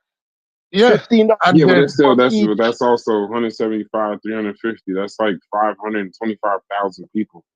Yes. No. Remember, it's 35,000 people, right? Giving $5 at a time. Oh, yeah. Right. Right. So they didn't. Let's say they didn't just buy one share and that's it. Of course, they're gonna have people buying 2 shares, 3 shares. You know what I'm saying? Shares, right. So the 600,000. It sounds like this big, whopping, just immense number. But when you consider that it's basically 35,000 members contributing about $15. But the problem, the challenge you also got to address, though, Haskell, is we're not talking about over 5 years. We're not talking about over 10 years. The Black Star Line raised the money in 1919. The Black Star Line raised the money between 1919 and 1921. In 1921, the money was gone. The money was gone in 1922. Okay, hold on, real quick before anybody goes. Remember, he bought the Yarmouth for $165,000. Okay. Yes. What percentage of What percentage of 630,000 is 175? Roughly a third, No, right? I'm not saying that. No, it's not a third. About that's not my point. That's not $450,000. my point. I'm not saying that. Roughly a third. I'm not saying that. Yeah, I'm not saying that. Roughly a third. But my point is. So hold on, real quick, Brad. Okay, go ahead. So just on that ship alone, right? Because they 165, they say, yo, you shouldn't have paid more than 25, right? And then the ship goes kaput. They sell it for $1,600. So in just that ship alone, there goes 1/3, approximately. Of course, I'm roughly 1/3 of that 630,000 that we're talking about. Not to mention the administrative costs that No, that doesn't work because you got to remember that 600,000 was unaccounted for. Yeah, he said it disappeared. So we're not talking about the 175. we're not talking about the 175,000. He said the 600,000 disappeared, Haskell. Who said that? The boys. It disappeared. It just left. We going off of the boys? No, but remember, then that also no. I know that's the Batman and the Joker analogy. I know. But what I'm saying is, if you also go to court after Batman accuses Joker of doing some shit, and you get found guilty of it, Batman might be the actual crime fighter. Yeah, but he paid for the ship out of that money. He had two ships, right? He had two ships, right? Yeah, the Yarmouth and the harbor boat. Yeah, the harbor boat. He bought those two ships. I'm gonna do that timeline. Yeah, he bought those two ships out of the money. Right. And then the administrative costs. So I would say $300,000 of the money was used for the ships directly. But then the other thing is that where's the other $300,000? He was living off the hug. He was doing a Dr. Umar. Dr. Umar was doing a Marcus Garvey. He lived well. Nobody can deny that he lived well. He lived well. He had chauffeurs. He had nice cars. He had secretaries. Hey, Stu Pease. The second boat cost $20,000. Okay, so therefore, let's call it 200,000. This is going crazy. This is insane. All right, that's a 200,000. So we still have 400. We still have 430. 400,000 to come, and that's what I'm saying. He was living high off the hog.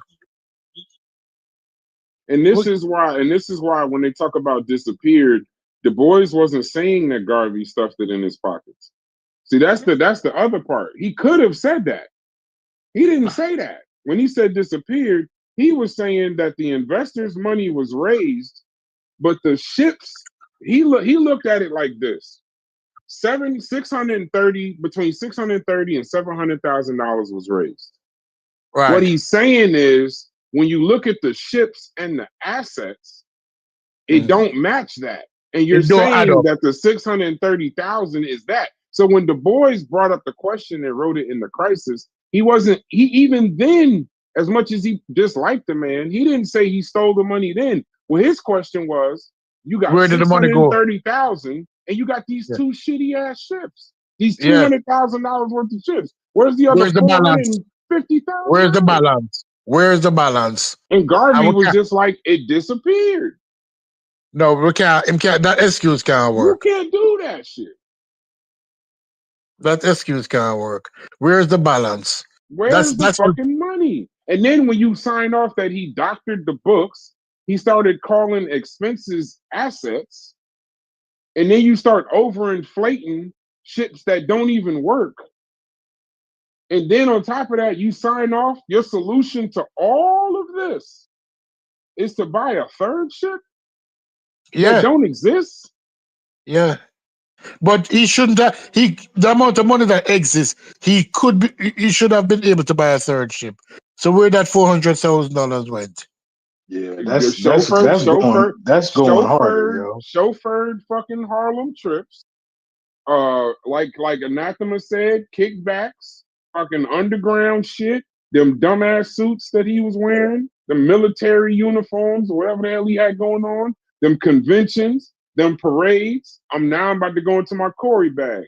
Pussy, probably some drug, like who knows what the fuck this shit with alcohol, partying, gambling. Who the fuck knows? You know why we don't know? And I have all right to say what I'm saying? Because the motherfucker, his answer was, it disappeared. You're the president of a public, you're the president of an incorporated company that took in $700,000, $630,000, $5 at a time. And your answer when we ask you where the fucking $400,000 at, the best you got is disappeared, and y'all mad because he got fucking convicted? This is open and shut. I don't even need Zach McCoy for this. I don't need no bombs because I don't want no bombs. What I'm saying is this. I couldn't, normally I would have pushed back. But when you do the maths, when you said that, because I never really know the amount of money. But when you said $630,000, and I researched the average cost of a house at that time, and I researched, because I use a house to guesstimate the value. Although they say the value for inflation is almost 12 million, the real value is 63 houses. Is almost 63 houses.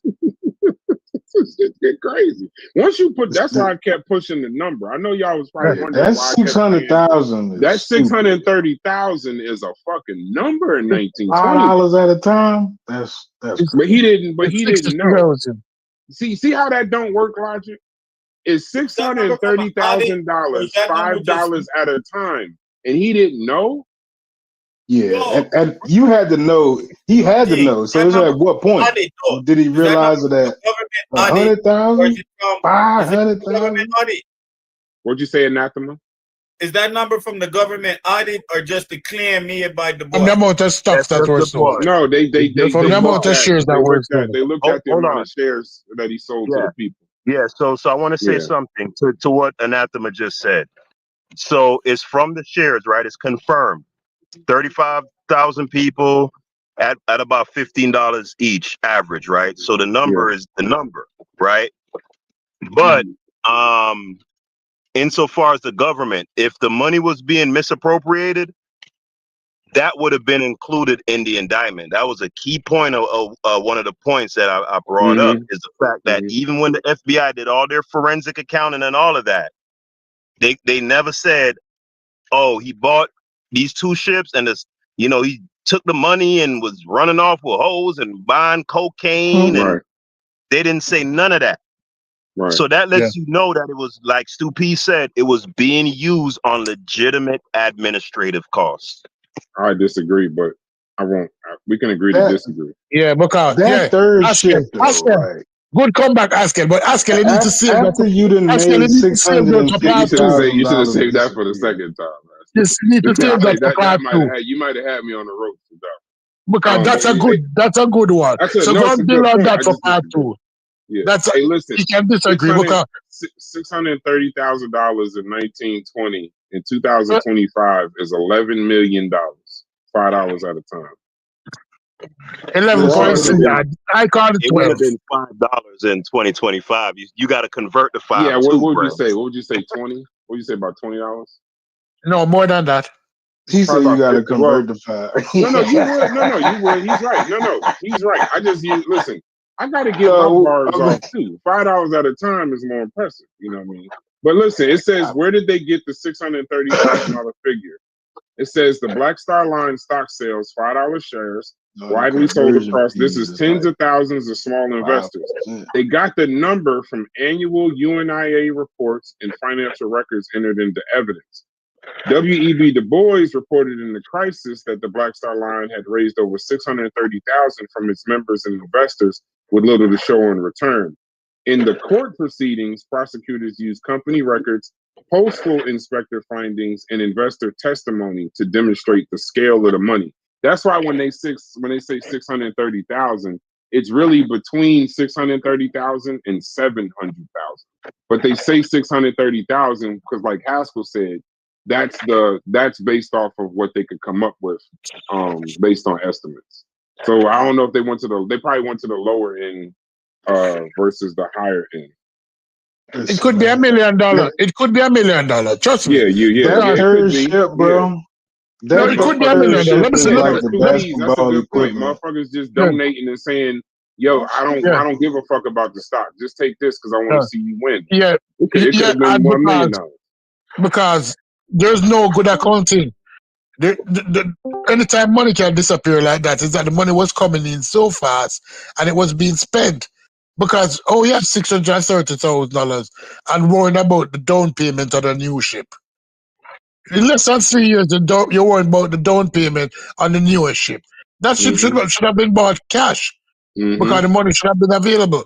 But the money was coming in so fast. The money was that drug money.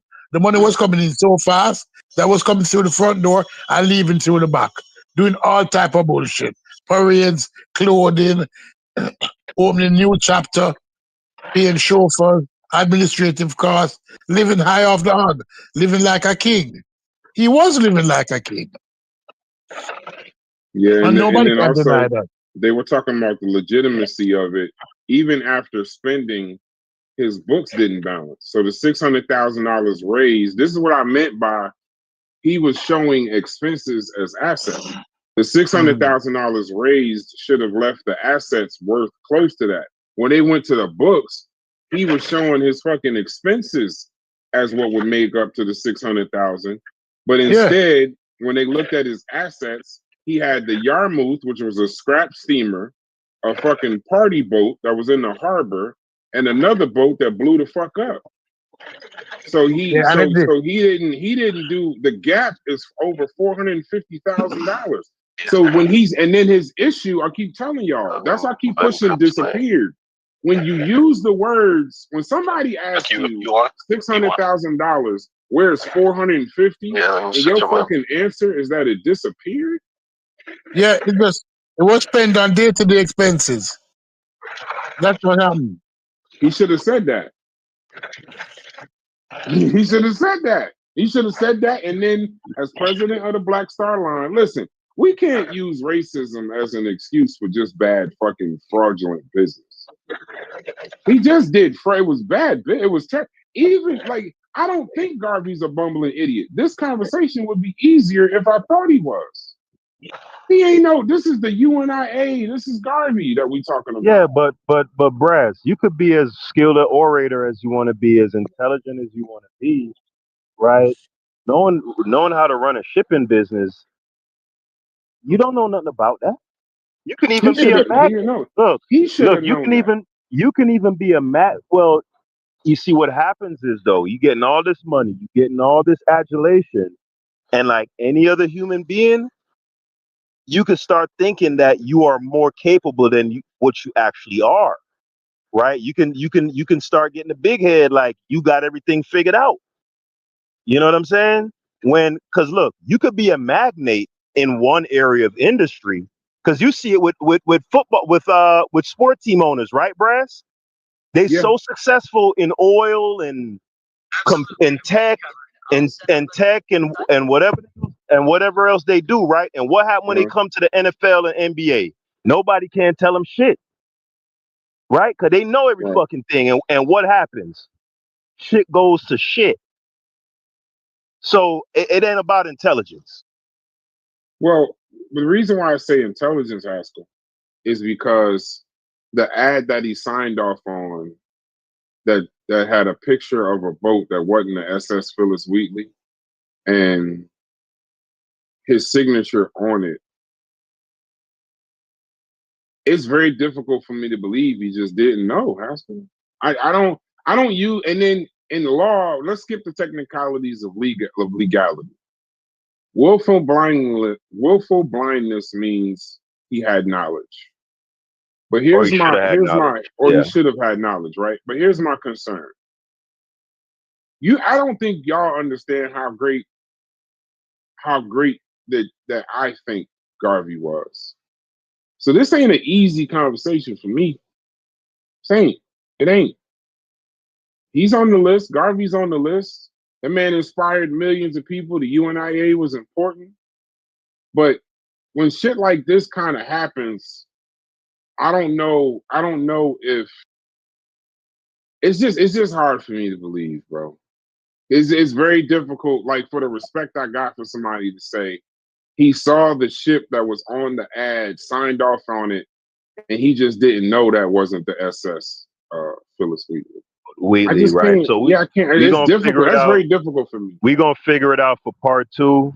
Yeah. So we know for a fact between February and July he wasn't in the country.